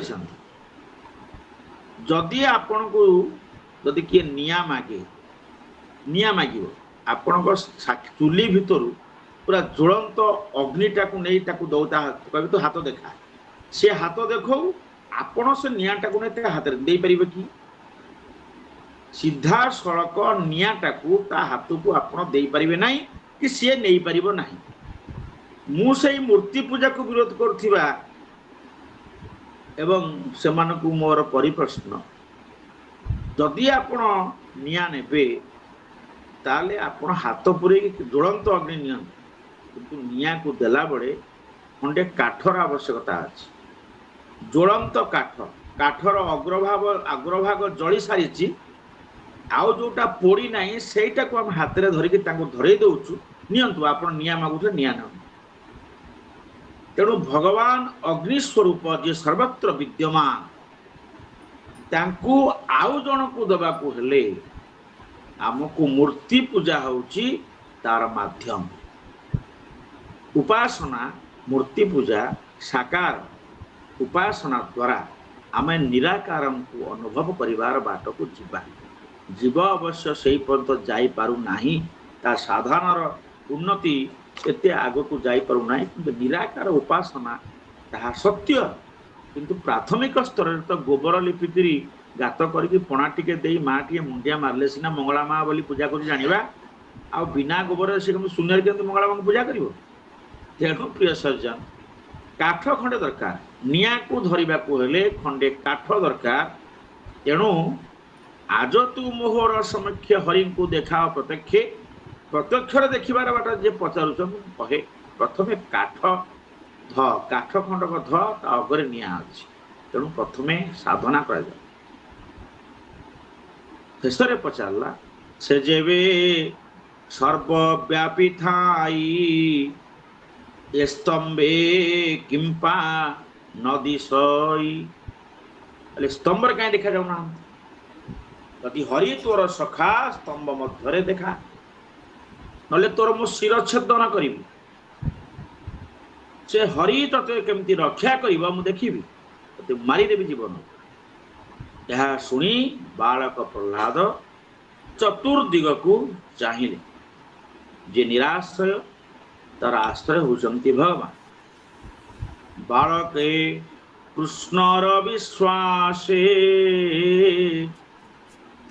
चंचले चाहे दश दिशे। दश दिग को चाहिए प्रहलाद हरि कांति। मु तो कोठी देखि पारु नहीं, बापा पचारुचंती मु भी देखि पारु नहीं। भक्त कहूची प्रभु मु तो तुम जदि हरि सर्वत्र, मु सर्वत्र आपको देखि पारु नहीं। आउ मु सम्मुखरे थिबा काल काल महाकाल परि से कहउचंती मते तू प्रत्यक्ष देखा काहे स्तंभ भितर नामती। तेणु से दश दिग को चाहिए हरि कहा देखि पारुना हरि नाम, किंतु शब्द प्रयोग होती विश्वास। बालके कृष्णर विश्वास, भगवान प्रति जो अखंड विश्वास, से विश्वास ही हरि को सेठी सृष्टि कर। विश्वास मिलई हरि तर्क के बहि दूर। तो विश्वास रूपी भगवान विश्वास रे आत्मविश्वास प्रगाढ़ विश्वास रे हरि स्तंभ भितरे प्रवेश करिसेंती एवं घोर घर गर्जन टी सब शब्द हल। हिरण्यकशिपु सिंहासन उठिला, सीधा आसी गोटे भयंकर विधा माइला, मुष्टि प्रहार कला। से स्तंभ को एतबळे प्रहार करछि, भयंकर शब्द हला, ब्रह्मांड फाटिगला परि लागिला। देवता मन भाविले बोधे प्रलय हो गला। ये जो भयंकर प्रलय हो गला कौन है बोली समस्त विचार कर स्तंभ भितर नृसिंह भगवान आविर्भूत है केतबळे नृसिंह भगवान आविर्भूत होती प्रहलाद प्रणाम कर भागवत भगवान आविर्भाव हो गला प्रगट हो गला प्रभु जो प्रगट होते स्तुति कर देखिला स्तंभ मध्य हरि शंख कमल चक्रधारी चतुर्भुज नारायण स्वरूप नरसिंह अवतार नहीं उद्दंड गदा सोहे करे प्रकाश स्तंभर भितरे स्तंभ भितरे स्वयं नृसिंह भगवान उग्र वीरं महाविष्णु ज्वलंतम सर्वतोमुखम नृसिंहम विष्णु भद्र मृत्युमूर्ति नमाम्यहम श्री नरसिंह महाप्रभु आज उपस्थित समस्त ज्ञानी गुणी पंडित मानक मंगल करंतु प्रभु नृसिंह भगवान का जय हो बोलई पिता मुख चाही कपाळे बेनी कर देई होता तो स्तंभ मध्य हरि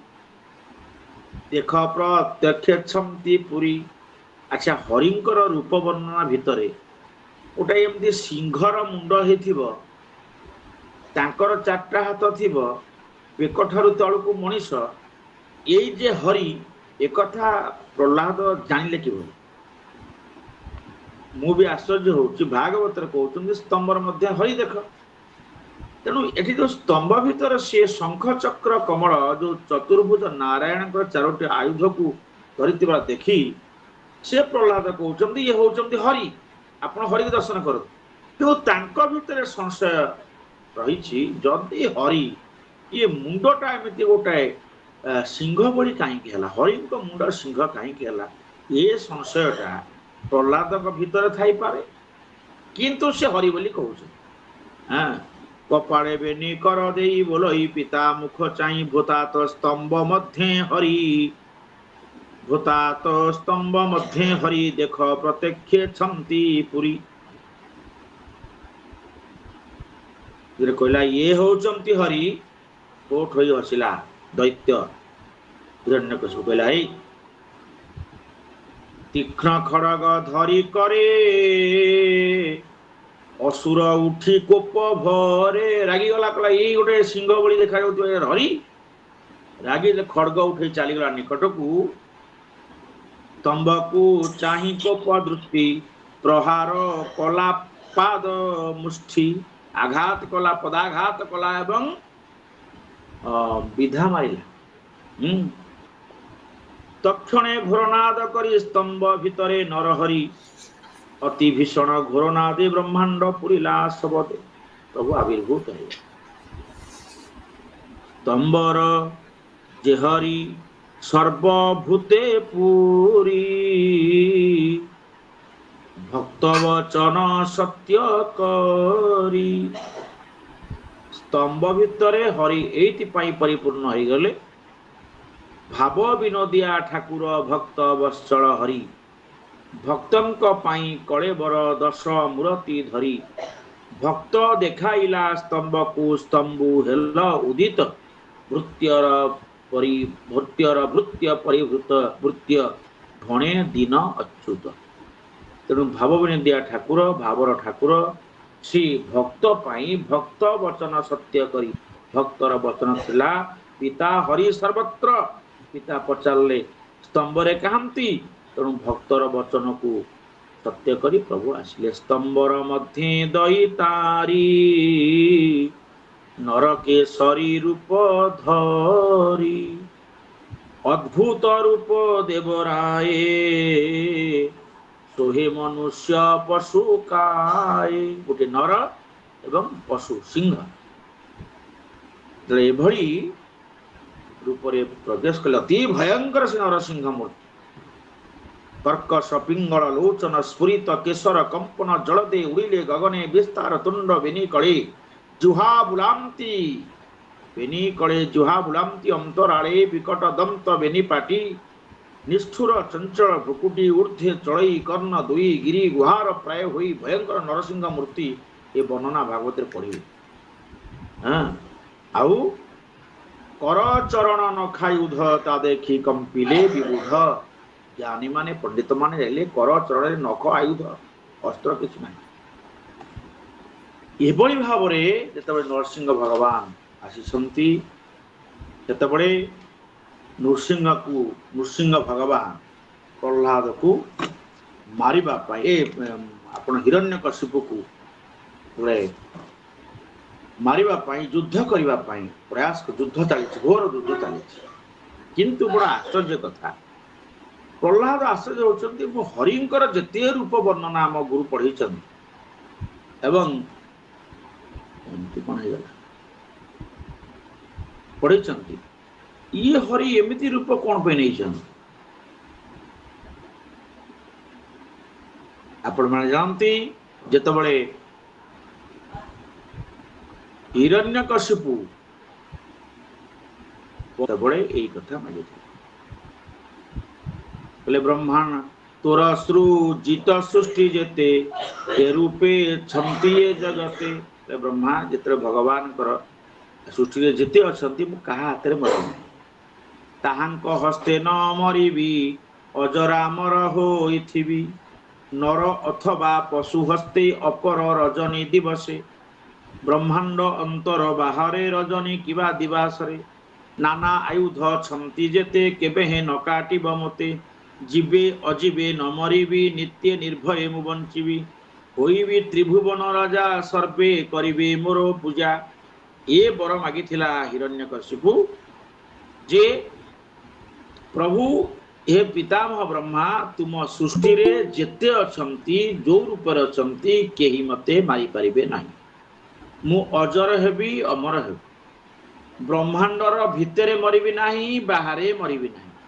दिने रे मरिबी नाही राति रे मरिबी नाही मनुष्य द्वारा मरिबी नाही पशु द्वारा मरिबी नाही आउ जेते आयुध अछंती कोनोसी आयुध रे मरिबी नाही जीवरे मरिबी नाही अजीवरे मरिबी नाही एवं मु नित्य निर्भय बंची माने मृत्यु अवसंभावी थिले मध्य संसार वास्तव सत्यटा को पूरा नष्ट कर दे निजर सत्य को पूरा बंचे रखिया गला ब्रह्मा वर दे ब्रह्मा तथास्तु करदेले। तो से आर बर को लक्ष्य करी ये बर जमती मागिची सेमती व्यवस्था भितर प्रभु आसंती तोरी बर भितर तोर मरण अच्छी एक राक्षस जानी जितेबले युद्ध रे हारी जाइछंती निज जंघ उपरे हिरण्यकशिपु पकई देइछंती सेतेबले हिरण्यकशिपु पचारला कहला मोर मरिबाटा सुनिश्चित हेले मते आपण मारिबे केमिति मु पूरा ब्रह्मा मते बर देइछंती ब्रह्मांक सृष्टि रे जेते जीव अछंती कहा द्वारा मरिबी नाही। भगवान पचारले ब्रह्मा को पचारलु एमतिया जीव तयारी करछन बेकठारू तलकू मनीष आ मुंडटा सिंह ब्रह्मा तो ये जीव तैयारी करना ओहो ताल ठीक ठीक अच्छे हाँ ये जीव मते मारी पारिबो किंतु मु तो ये बर मागी दिन रे मरिबी नहीं कि राति रे मरिबी नहीं ना एबे जो बाहरी मु कौ समय कि एटा पूरा संध्या समय एटा दिन नुहे कि राति नुहे ये जगह तू मागिचु तू दिवस रजनी मागिचु एटा दिवस नुहे कि ना। अच्छा मु तो बर मागी घरे मरिबी नहीं बाहर मरिबी नहीं ना तोर मोर युद्ध करी कौ जगह पहुंचु देखु ना नहीं ना ये तो मो घर ना हाँ ये तो घर देखिलु कौ जगह अच्छु राजप्रसाद रसी जो द्वार बंध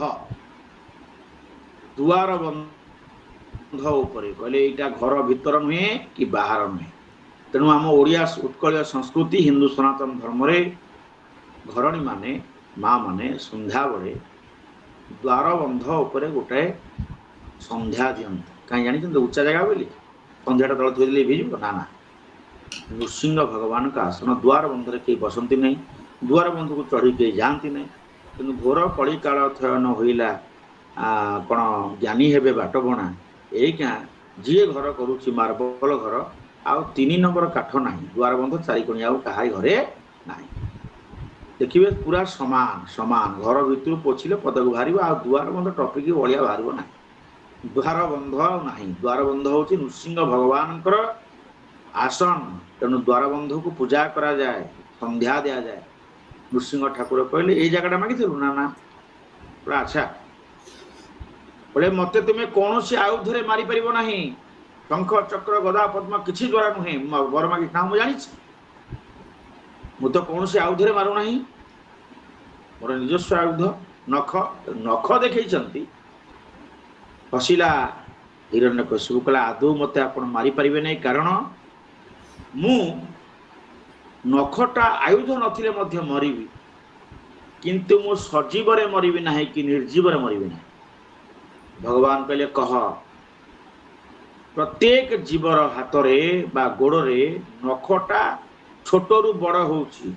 सजीव ना निर्जीव हिरण्यकशिला सजीव ठीक अच्छे यदि नख होउची सजीव ताकू जेतेबेले काटी दिया जीव कष्ट होउची कि ना ताले सजीव केमती हला ना से निर्जीव ना से नखटी ना सजीव ना निर्जीव ता काटिले कष्ट हुए ना एवं से स्वत प्रभुत्व आपे आपे सजीव भली बढ़ी चले मरिबु ना नहीं। दुई हाथ जोड़ीदेला हिरण्यकशिपु कहला आउ तीन भुवन राजा कौन हो एवं ताकू तार उदर को विदीर्ण करी एते क्रोधान्वित प्रभु होते तार अंत नाड़ को संपूर्ण भाव रे निज उपरे पकई गर्जन तर्जन करिसंती। उनिद्र पवन भोजन राकंती रख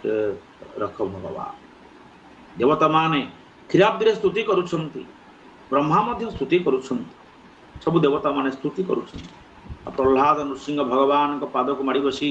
स्तुति करुछंती प्रभु रक्षा कर आ नृसिंह भगवान को क्रोध को संवरण करबा पई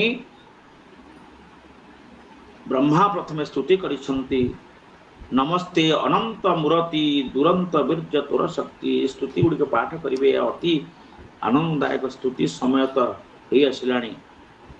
ब्रह्मा स्तुति करिसंती भगवान शंकर स्तुति करिसंती इंद्र स्तुति करिसंती ऋषिगण स्तुति करिसंती पितृगण स्तुति करिसंती सिद्धगण स्तुति करिसंती विद्याधर नागगण मनु समस्त स्तुति करिसंती प्रजापति स्तुति करिसंती गंधर्व स्तुति करिसंती चारण यक्ष किंपुरुष किन्नर वैतालिक गण विष्णु परिषद गण समस्त स्तुति करिसंती केवल भगवान को शांत करवा स्तुति करिसंती समस्ते एवं शेष भगवान संतुष्ट होइसंती। ये स्तुति गुड़ी को आलोचना कले आते समय लगे तेज बड़ कथा हूँ विष्णु भक्त विष्णु रूप लीला गुण कीर्तन करी महाप्रभु नरसिंह पाखे शरण पशिबा एवं भगवान कृपा करंतु ये कथा एमती आगु को चली रहू मु तो समय दौछि देवी तेबे आपण माने परवर्ती एक स्वतंत्र आलोचना विषय वस्तु रहिबो राधिका अंतिम लीला ए संपर्कित एक स्वतंत्र आभासी बैठक आयोजन करवा समय टिके नवा समस्त को लिखा आम समस्ते शुणा जे वास्तव सत्य कौन रही माँ राधाराणी तापर परवर्ती कथा भागवत जमी चलो मुझे विदाय ना पूर्व ए पर्यंत की कथा ये मोर माँ महाप्रयाण पर व्यस्तता भितर आज मुझे सत्संग जाइए आज आप सत्संग अच्छी तेज जा हो ये कथा आपमती लगे आउ कौन संशय रहा मत पचारि पारे प्रश्न करें आम आलोचना करवा आउ कौन कौन नुआ नुआ कथा भर आप भावुंट रखिले भल हम ताकू आप लिखु आसतु भगवान शरण जाई आज वाणी को विश्राम दे।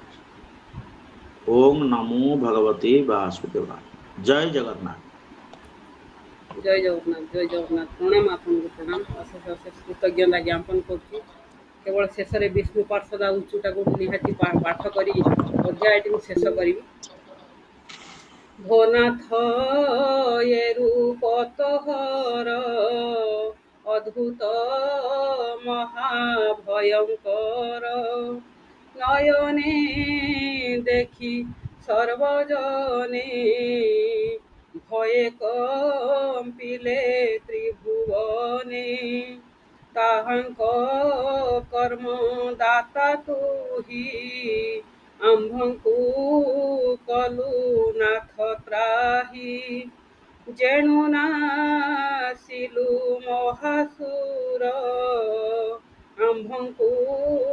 अनुग्रह कर एमंते नृसिंह सम्मुखे स्तुति वचने एके एके कहि रहिले तो समाने एबे हो सुन साधु जने नारद युधिष्ठिर व्रते যাহা কহিলে ভাগবতে সুজন জনে হাসুনি তরিবে ভব তরঙ্গিণী অদ্ভুত নৃসিংহ চরিত কহিলা দাস জগন্নাথ इति श्रीमद्भागवते महापुराणे पारमहंस्यां संहितायां सप्तमस्कन्धे प्रह्लादानुचरिते दैत्यराजवधे नृसिंहस्तव नाम अष्टमोध्याय संपूर्ण। आपण को अशेष अशेष कृतज्ञता ज्ञापन करछि। आपण प्रथमरु माँ राधाराणी अंतिम समय लीला वर्णनार आलोचना बा सत्संग एक स्वतंत्र संध्या करने प्रस्ताव सह ये संसार रूपक अंधकूप मध्य जीव किभली भाव उद्धार पाइब से प्रसंग में नृसिंह को सरी आमर हिरण्यकश्यप को प्रह्लाद जो वार्ता आ प्रह्लाद निज पिता संशय दूर करने भगवान पाखे निज किभली भाव समर्पित होवार मार्ग भगवत कृपा किभली हुए गर्भ संसार रे असुर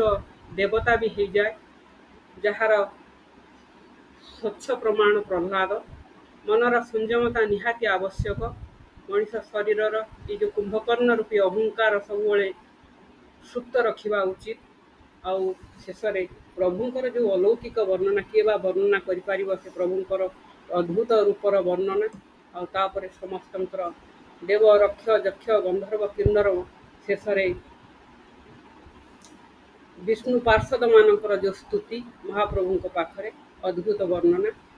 आपण खूब सुंदर भाव विभिन्न चरित्र माध्यम विभिन्न उपाख्यान माध्यम विभिन्न कहानी किंवदंती माध्यम आपण रामचरित मानस श्रीमद् भगवत गीता जहाँकि गीतार वर्णित कृष्ण अर्जुन को जो भली भाव चक्षु तीन चक्षु तथा ज्ञान चक्षु कर्म चक्षु ए चर्म चक्षु दिव्य चक्षुर वर्णना इत्यादि सह अपन अति चमत्कार भाव वर्णना करछंती। आहुरी समय आमे देई पारुना जहाँ भी आहरी सुंदर भाव में आपन ताको वर्णना करें आम आपण पाखु शुणी था परवर्ती समय निश्चित भाव में आम शुणी आउ राधाराणी अमृतमय लीला कथा शेष समय कथा गाथा आम दिग्गज विद्वान पाखु आम शुणा आमर ये उपस्थित जो मैंने अच्छा जदि से प्रमाण स्वरूप ग्रंथर प्रमाण स्वरूप से जदि कथा रखिए आम एक गोटे दिन हो बा दी दिन हो कि गोटे सप्ताह 3 दिन हो आम रखा आलोचना करने आपण प्रस्ताव स्वागत योग्य ग्रहण योग्य निश्चित भाव में तेणु आपण को आउ थे सश्रद्धा सभक्त प्रणाम नवेदन रखी मु अनुरोध करी आम सहित उपस्थित अच्छा गवेषक पंडित प्रवाचक पंडित श्रीयुक्त पद्मनाभ पाणिग्राही आज्ञा मुझे नवेदन रखी आज ये पवित्र श्रीमद् भगवती श्री नृसिंहावतार अमीय गाथा कथा आलोचना जो आमर कथा व्यास थी व्यासासन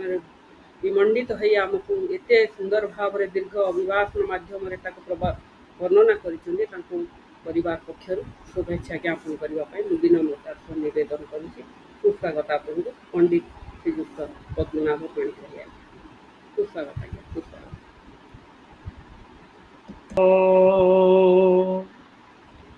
मनमाथ श्री जगन्नाथ मदगुरु श्री जगद्गुरु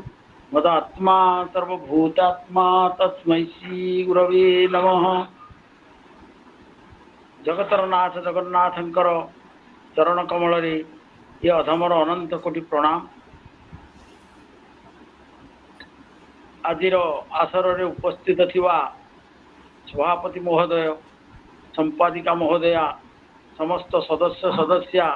साधु संत ज्ञानी गुणी विद्वान मातृमंडली समस्त को मोर सारस्वत प्रणाम। पिला मान को मोर आशीर्वाद। जहा हो अति सुंदर परिवेश आज आम गहन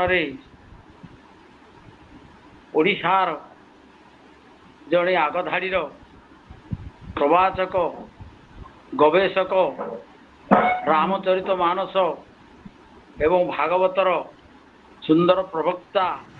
पंडित प्रमोद कुमार पंडा महोदय तांको मु कृतज्ञता ज्ञापन करुच्ची, साधुवाद जनाऊँची, अभिनंदन जनाऊँची एवं आम साहित्यिक कविबंधु परिवार तरफ अशेष अशेष धन्यवाद ज्ञापन करुच्ची। कहीं आज परिवेश को से एते सुंदर मधुमय कर देइछंती, जहा द्वारा बहु शिक्षणीय कथा गुड़िए से सुंदर भाव रे हमको कहिछन। जो कथाटा कहूले प्रणतिमा गीतार तत्व को कही अविद्या संबंध रे जो कहली, अविद्या रूपक पूतना प्रवेश कर जाइछि वृंदावन भितर, ताले सेही अविद्या रूपक पूतना को विनाश करवा केमिति ना हृदय रूपक गोकुल रे श्रीकृष्ण को जदि आम प्रवेश करईदवा ताहले से अविद्या अज्ञान रूपक पूतना विनाश हो। कि सुंदर उदाहरण से देइछन। गोटे चक्षु कहले चर्म चक्षु, ज्ञान चक्षु, दिव्य चक्षु। तो आम प्रथमे देखु गीतार धृतराष्ट्र उवाचरू आरंभ हो। धृतराष्ट्र जे राष्ट्र को धरिकी रखे, तार अर्थ से लोकेशणा पुत्रेषणा विदेशणा सबू ईषणा जाक तांको पाखे रही। तांको सीठू आम उदाहरण पाइबा, सी चर्म चक्षु तांको पाखे ना, ज्ञान चक्षु तांको पाखे ना, सी मध्य दिव्य चक्षु पाइले ना। से तीन जाक उदाहरण सुंदर भाव कहले विमुणा नानु पश्यंती पश्यंती ज्ञान चक्षुष, ज्ञान चक्षुर ही आम देखिपर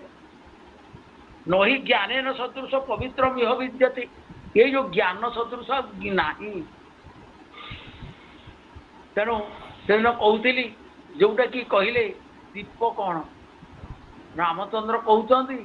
दीप नेत्र चंद्र दीप न तो नान्य दीप, किंतु लक्ष्मण कहते नाई नाई भाई दीप नेत्र दीप न तो नान्य दीप, नेत्र थिले चंद्र को देखिब,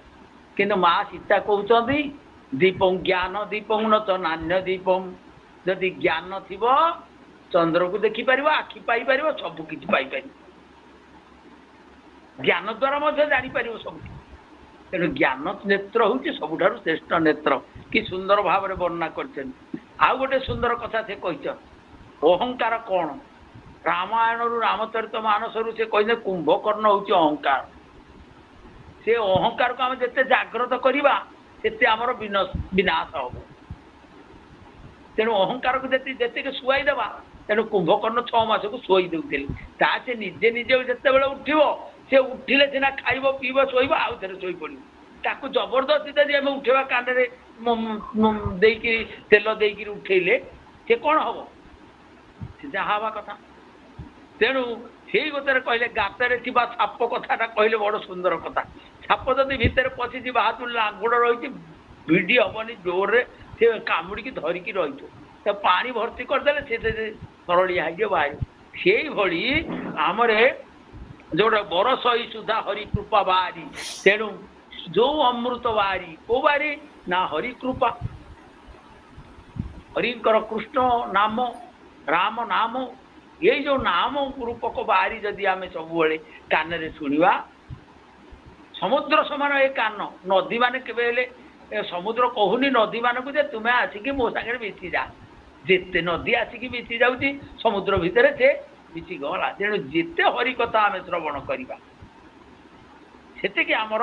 उन्नति हम। तेणु अहंकार दूर हो, अविद्या दूर हो, अज्ञान दूर हो। आउ सुंदर कथा कह आउ गोटे कथा सुंदर कथा कहले कौन ना स्वार्थ। हाँ से जो बेश कथा कहते वचन बेश क्या जानिए मन मलिन नर नारी ସୁପନଖା ମୃଗ ପୂତନା ଦଶମୁଖ ପ୍ରମୁଖ ବିଚାରି। ଆପଣ ମାନେ ମନେ ରଖନ୍ତୁ, ଆମେ ବେଶରୁ ଲୋକକୁ ଚିହ୍ନି ପାରିବା ନାହିଁ, ତାଙ୍କର ମଧୁର କଥାରୁ ଲୋକଙ୍କୁ ଚିହ୍ନି ପାରିବା ନାହିଁ। ମିଠା ମିଠା କଥା କହୁଛି, ଭଲ ଲୋକ ସିଏ, କେଡ଼େ ସୁନ୍ଦର ବେଶ ପକାଇଛି, ଭଲ ଲୋକ ସିଏ। ନା ନା ନା, ଆମେ ଜାଣିବା କ'ଣ ସେ ମଲିନ ନର ନାରୀ କେମିତି ନା ସୁପର୍ଣ୍ଣଖା କେଡ଼େ ସୁନ୍ଦର ବେଶ ହେଇକି ଆସିଥିଲା, ମାରିଚ ମୃଗ ହେଇକିରି ପଳେଇ ଆସିଲା, ପୂତନା କେଡ଼େ ସୁନ୍ଦର ବେଶ ହେଇକି ଆସିଥିଲା। କିନ୍ତୁ ଘଟଣା କ'ଣ ହେଲା, ସେ ମଳିନ, ତାଙ୍କ ହୃଦୟଟା ଠିକ୍ ନାହିଁ। ତେଣୁ ସୁନ୍ଦର କଥା ବେଶ କଥା କହୁଥିଲି। ଆଉ କ'ଣ କହିଲେ, ପ୍ରତିମା ପୂଜା କଥା ଭଲ କଥା କହିଲେ। ଜଣେ କିଏ ନିଆଁ ମାଗିଲେ ସେ ନିଆଁକୁ ହାତରେ କିଏ ଦେଇଦେଉଛି? ତେଣୁ ଭଗବାନ ପରମ ବ୍ରହ୍ମ ହେଉଛି ଅଗ୍ନି ସଦୃଶ। ସେ ଅଗ୍ନିକୁ ହଠାତ୍ ତମେ ହାତରେ କେମିତି ଧରିଦେବ? ସିଧା ସଳଖ କେମିତି ତାଙ୍କ ପାଖକୁ ପଳେଇଯିବ? କେତେ ଜଣ ସେମିତି ଗଲେଣି ଯେଉଁ କହୁଛନ୍ତି ଅଷ୍ଟାଙ୍ଗ ଯୋଗ ସାଧନା କରିବା ପାଇଁ। କିଏ ଅଷ୍ଟାଙ୍ଗ ଯୋଗ ସାଧନା କରିଦେଉଛି? ସେଦିନ ଗୋଟେ ଆମର ଆଲୋଚନା ଚାଲିଥିଲା ବିବେକ ଚୂଡ଼ାମଣି, ସେ ଆଲୋଚନାରେ ହେଲା ଆମର ମନମୟ କୋଷ, ପ୍ରାଣମୟ କୋଷ, ଜ୍ଞାନମୟ କୋଷ, ବିଜ୍ଞାନମୟ କୋଷ, ଆନନ୍ଦମୟ କୋଷ। ମନମୟ କୋଷ, ଅର୍ଣ୍ଣମୟ କୋଷ ହେଉଛି କ'ଣ ନା ଅର୍ଣ୍ଣମୟ କୋଷ ହେଉଛି ଶରୀର। ୟାକୁ ସୁସ୍ଥ କରିବାକୁ ଆମେ ବ୍ୟାୟାମ କରିବା, ଆସନ କରିବା, ପ୍ରାଣାୟାମ କରିବା ପ୍ରାଣମୟ କୋଷକୁ ଉଜ୍ଜୀବିତ କରିବା ପାଇଁ, ଧ୍ୟାନ କରିବା ଜ୍ଞାନମୟ କୋଷ ପାଇଁ, ଧାରଣା କରିବା ବିଜ୍ଞାନମୟ କୋଷ ପାଇଁ। କିନ୍ତୁ ଆନନ୍ଦମୟ କୋଷ ପାଇଁ ସମାଧି, ଇଏ ସେ ପର୍ଯ୍ୟନ୍ତ ଯାଇପାରିଛି ସମାଧି ଯାଏଁ? ଆମେ ତ ଆସନ କରିପାରୁନୁ, ଆମେ ତ ଯୋଗ ପ୍ରାଣାୟାମ କରିପାରୁନୁ। ତେଣୁ ଏଇ ଯେଉଁ କଥା ପର୍ଯ୍ୟନ୍ତ ଯିବା ପାଇଁ ଏତେ ସହଜ ନୁହଁ ପରମାତ୍ମାଙ୍କ ସହିତ ମିଶିବା। ତେଣୁ ଯେଉଁ କାଠ ଖଣ୍ଡକରେ ଯେଉଁ ଅଗ୍ନି, ତାରି ମାଧ୍ୟମରେ ଆମେ ଯାଇପାରିବା। ସୁନ୍ଦର ଆଲୋଚନା ହେଇଛି। ପ୍ରତିମା ପୂଜାର ସାଧନା ନିଶ୍ଚିତ ଆବଶ୍ୟକ, ଗୋଟେ ମାଧ୍ୟମ ନିଶ୍ଚୟ ଆବଶ୍ୟକ। ଆମେ ଗୁରୁ କାହିଁ କରୁ? ଗୁରୁ ହେଲେ ଆବଶ୍ୟକ। ଗୁରୁ କ'ଣ କଲେ ନା ଜୀବାତ୍ମା ପରମାତ୍ମାଙ୍କ ସହିତ ମିଶିବା ପାଇଁ ମାଧ୍ୟମ ହେଲେ। ସେଇଭଳି ଏ ପୂଜା ପାଠ ହେଲା ମାଧ୍ୟମ। ତେଣୁ ଏଇ କଥାଟା ସୁନ୍ଦର କହିଲେ। ଆଉ ଗୋଟେ କଥା କହିଲେ, ସ୍ୱାର୍ଥ ଲାଗି ମଣିଷ କ'ଣ କରେ? ସ୍ୱାର୍ଥ ଲାଗି କରବ ସବ ପ୍ରୀତି। ତେଣୁ ସ୍ୱାର୍ଥ ଲାଗି ସମସ୍ତେ ପ୍ରୀତି କରୁ। ସେଇ କଥାରୁ ସ୍ୱାର୍ଥ ପରିତ୍ୟାଗ କରି ନବଦା ଭକ୍ତିର ଗୋଟିଏ ଭକ୍ତି ହଉ ଯଦି ଆମେ ଅନୁସରଣ କରିବା, ତାହେଲେ ଆମେ କୃଷ୍ଣ ଭକ୍ତିରେ ତଲ୍ଲୀନ ହେଇଯିବା। ଏଇ କଥାକୁ କିଏ ସେ ନା ପ୍ରହ୍ଲାଦ ମହାରାଜ ପାଳନ କରିଛନ୍ତି। ସ୍ୱତନ୍ତ୍ର ସେ କେବଳ ସେ ଭଗବାନ ବିଷ୍ଣୁଙ୍କୁ ଆରାଧନା କରିଥିବାରୁ ସେ କାଠ ଭିତରେ ଦେଖିପାରିଲେ। ସମସ୍ତେ ଦେଖିପାରିଲେନି। ସେ କାହିଁ ଦେଖିପାରିଲେ? ସେ ହରିଙ୍କୁ ଦେଖନ୍ତୁ, ଭଗବାନଙ୍କୁ ଦେଖନ୍ତୁ, ବା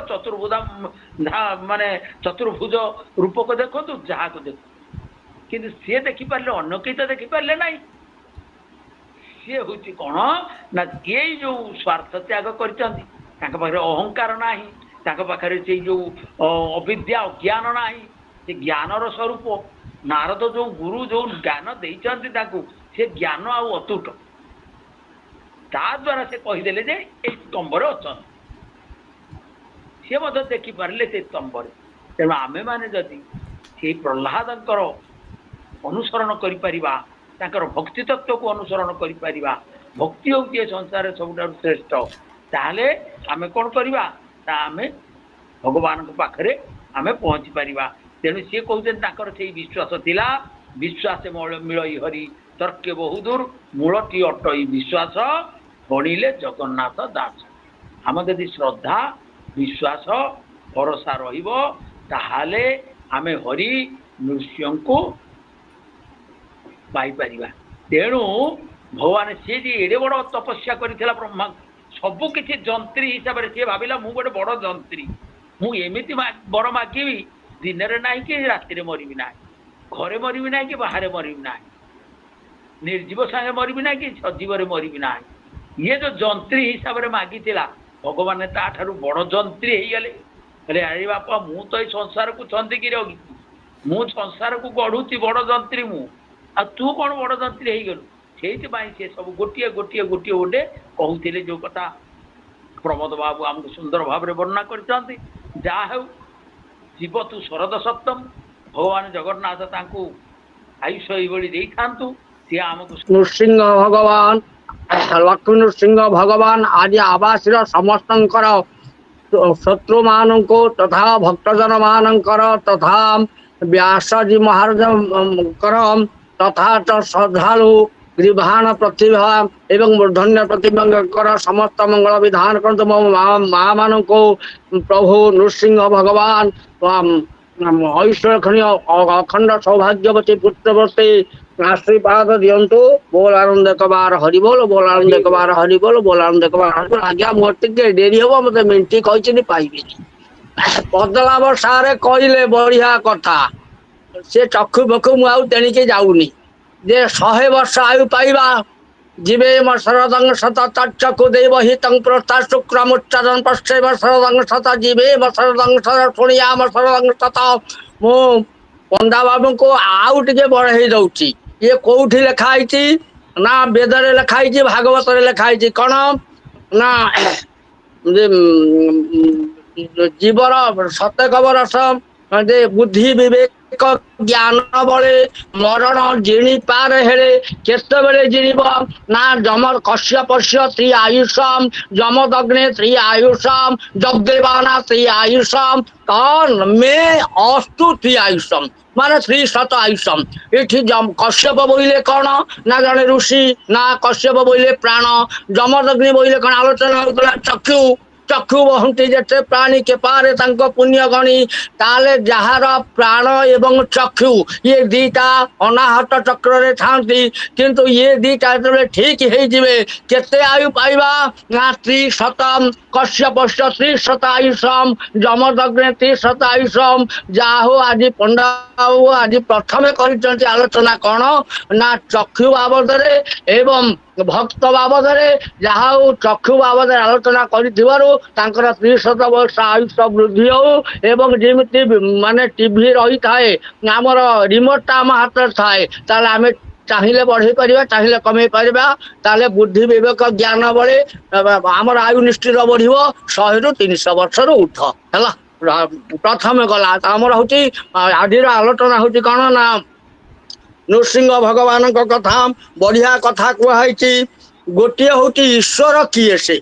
प्रहलाद पचारे जस्तायांग मंद भाग्यगत मदन्यम जगदेश्वर वासौ जदि ससरवत्र कस्माद स्तंभे न दृश्यते जदि ईश्वर सबु जगार ये स्तंभ रे कहीं न आसिले ये जगत रे ईश्वर हूँ किए से कहते ना हिरण्यकश्यप कहूँ किंतु आज्ञा प्रहलाद से कौन ईश्वर कौ जगार अच्छा ना तदई जति तनई जति तदूरे तदंतिके तदंतरस्य सर्वस्य अर्थात एषो देव प्रदिशनो सर्वा पूर्वो जात सौगर्भयंत सएव जात सजनिष्यमान प्रत्यंगना तिष्ठति सर्वतोमुख यथा एषो देव यही देव अत्र तत्र सर्वत्र विद्यमान देखिलाम ये कथा आप तेणिक मोर आ कि कहबार ना किंतु आउ कौन कहले या धर आम शिखा कौन ना भक्ति डाकिमितिया ना प्रथम भाव एटा कही एवं भक्ति तापरे प्रेम तापरे विश्वास प्रेम भक्ति जल बिनु रघुराई अभि अतरमल कबहु न जाई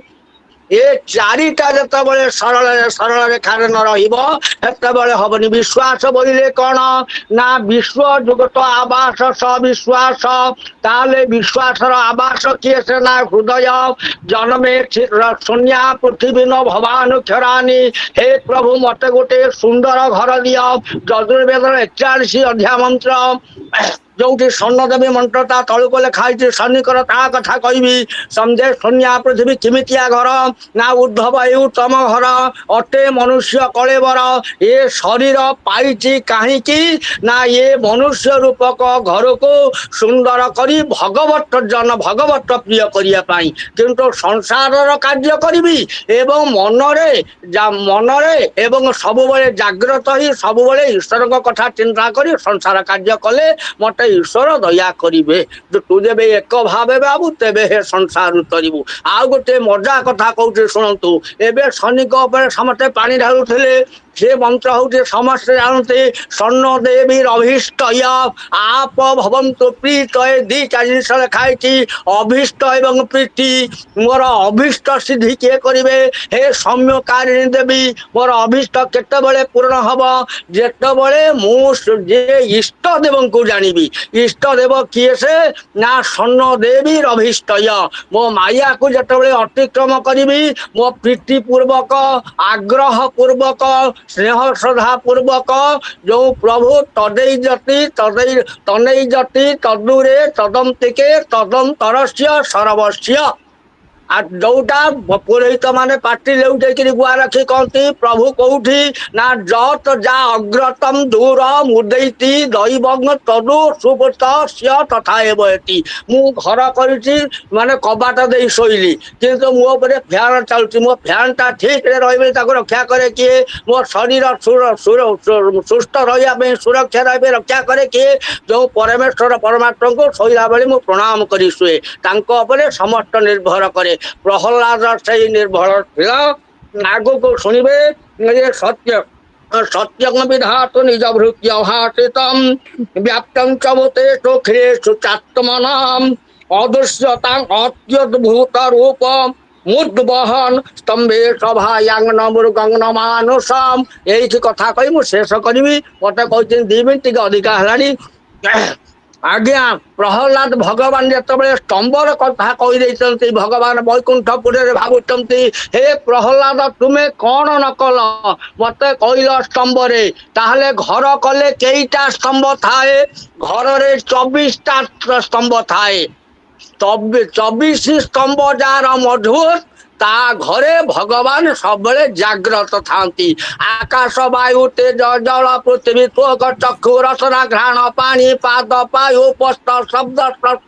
रूप रस गंध वचना दान गति विसर्गानंदात्मन चतुर्विंशति तत्वानि विक्रमत भावेन लीलादि विचिंतयेत् समस्त घरे पिलर सीना कम बेसी अच्छी किंतु खंब होची 24 खंबरे जो घर तैयारी ता भीतर को जीवा को बाट कौन ना गमागम स्तंगम नादि शून्यम पचिंत्य रूपं परमं पवित्रम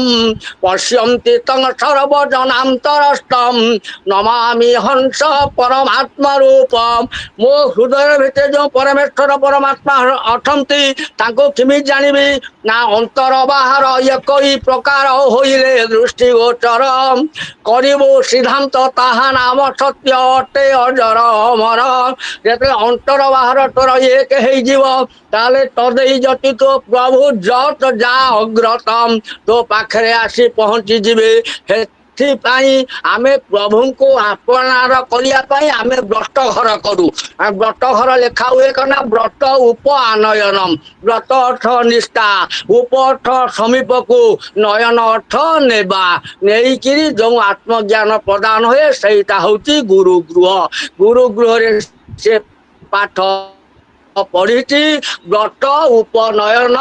जगन्नाथ स्वामी नयन पथगामी जदि आम जगन्नाथ को धारणा करवा तांकर मुख निश्रुत वाणी होती वेद बा भागवत ता मार्ग रे जीवा ताहले आमे दिव्य ज्ञान दिव्य चक्षु पाइबा। जय जगन्नाथ प्रभु जगन्नाथ महाप्रभु समस्त को आशीर्वाद करि थांतु माँ मान को ऐश्वर्य अखंड सौभाग्यवती पुत्रवती प्रदान करि थांतु काली मु कही सारथी कथा सुस्वार सारथी रस्वा निब जन्म सारथी बोले गाड़ी रे जिते लोक था तो सारथी नहीं कि पहुँचेब सारथी माँ प्रणति माँ सी आमको जाऊ आवास खोली आमको दिव्य ज्ञान आम अर्जन करने आम भगवत मार्गी हवाई हट हट धन्यवाद एवं आयुष्मती ऐश्वर्य प्रभु प्रदान कर। जय जगन्नाथ प्रणाम प्रणाम प्रणाम। सतरे जेतेबेले भागवत हुए परिवेश एमिति एक सुंदर परिवेश हो जाए। आज ग्रीष्मर अनुभव कम थिला पाग बहुत शीतल थिला पुणी ता सहित भागवत आहुरी सुंदर थिला तो समस्त को बहुत बहुत धन्यवाद देवी। आज प्रमोद पंडा महाभागर आलोचना अत्यंत मनमुग्धकर मनज्ञ आउ बहुत सुंदर भावरे से तत्व को सरल सरल शब्द द्वारा एमिति बुझे जहाँकि अवर्णनीय मो जगन्नाथ निकट प्रार्थना करी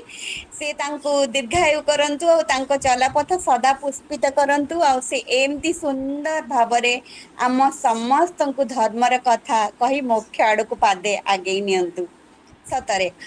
अवर्णनीय थिला मो भाषा रे व्यक्त करने को असमर्थ जे एते सुंदर थिला वर्णना गुड़िक आ भी जो से कथाटी रखिले जे आमे सब बेले ग्रंथ पढ़ी कि आम भगवान को विषय रे कहवा को हेले आमे जो श्रीराधा को विषय रे जो रखिले कि समस्ते सेति पई आमे समस्ते सजग हेबा कि आमे जानिबा आम निज तत्व कौन आमे जानिबा आम निज धर्म कौन से विषय रे आमे विशेष प्रयास करिबा तो सतरे मु उपस्थित समस्त ज्ञानी गुणी माने निश्चय आज से धर्मर कथारे निश्चय अभिभूत थे अबाक थे तेणु आउ थे बहुत बहुत धन्यवाद कृतज्ञता सब ज्ञापन कर मो कौन पारि मुझे माने करी जे से आमको सब बेले एमती अमीय बाणी रे ए सुधा रस रे हम समस्त को सदा सर्वदा सुधा रस प्रदान करंतु पद्मनाभ महाभाग से अल्प कही कथारे बहुत किछि थिला परीक्षा बेले पाठ जेते पढ़ी भी किछि बाकी रही जाए पद्मनाभ महाभाग से कथा गुड़िक निश्चय आमको बुझे देले ओठरे सदा बेले हस थाए बाबांकर चित्तरे से बाल्य चपलता थाए आ सब बेले ज्ञानर कंता घर से बहुत सुंदर भाव शुभेच्छा ज्ञापन कर बाबा पैरे दंडवत ज्ञापन कर जगन्नाथ को चलापथ पुष्पित कर अड़ी रखुची रामचंद्र बाबा तो एक्सप्रेस से के आरंभ कले कथा सरेनी तथापि अप्पा जो गोटे फॉर्म रे पकई दियंती बाबा भी से फॉर्म के आसी गले से जानी गले जे एठी रहिवार अछि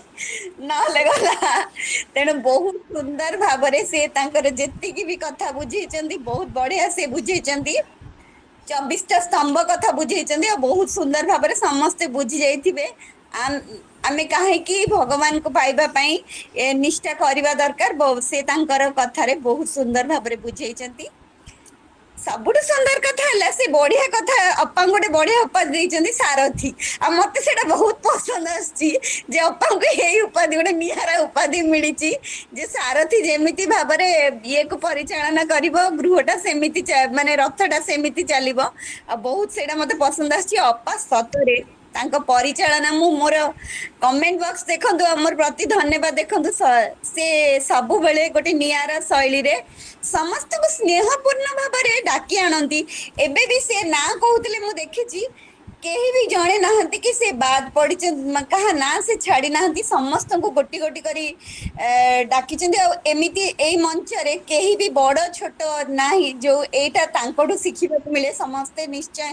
सिखिबा कथा आ बहुत सारा धन्यवाद आपण मानक उपस्थित समस्त सज्जन मंडली मातृमंडली पितृमंडली भातृमंडली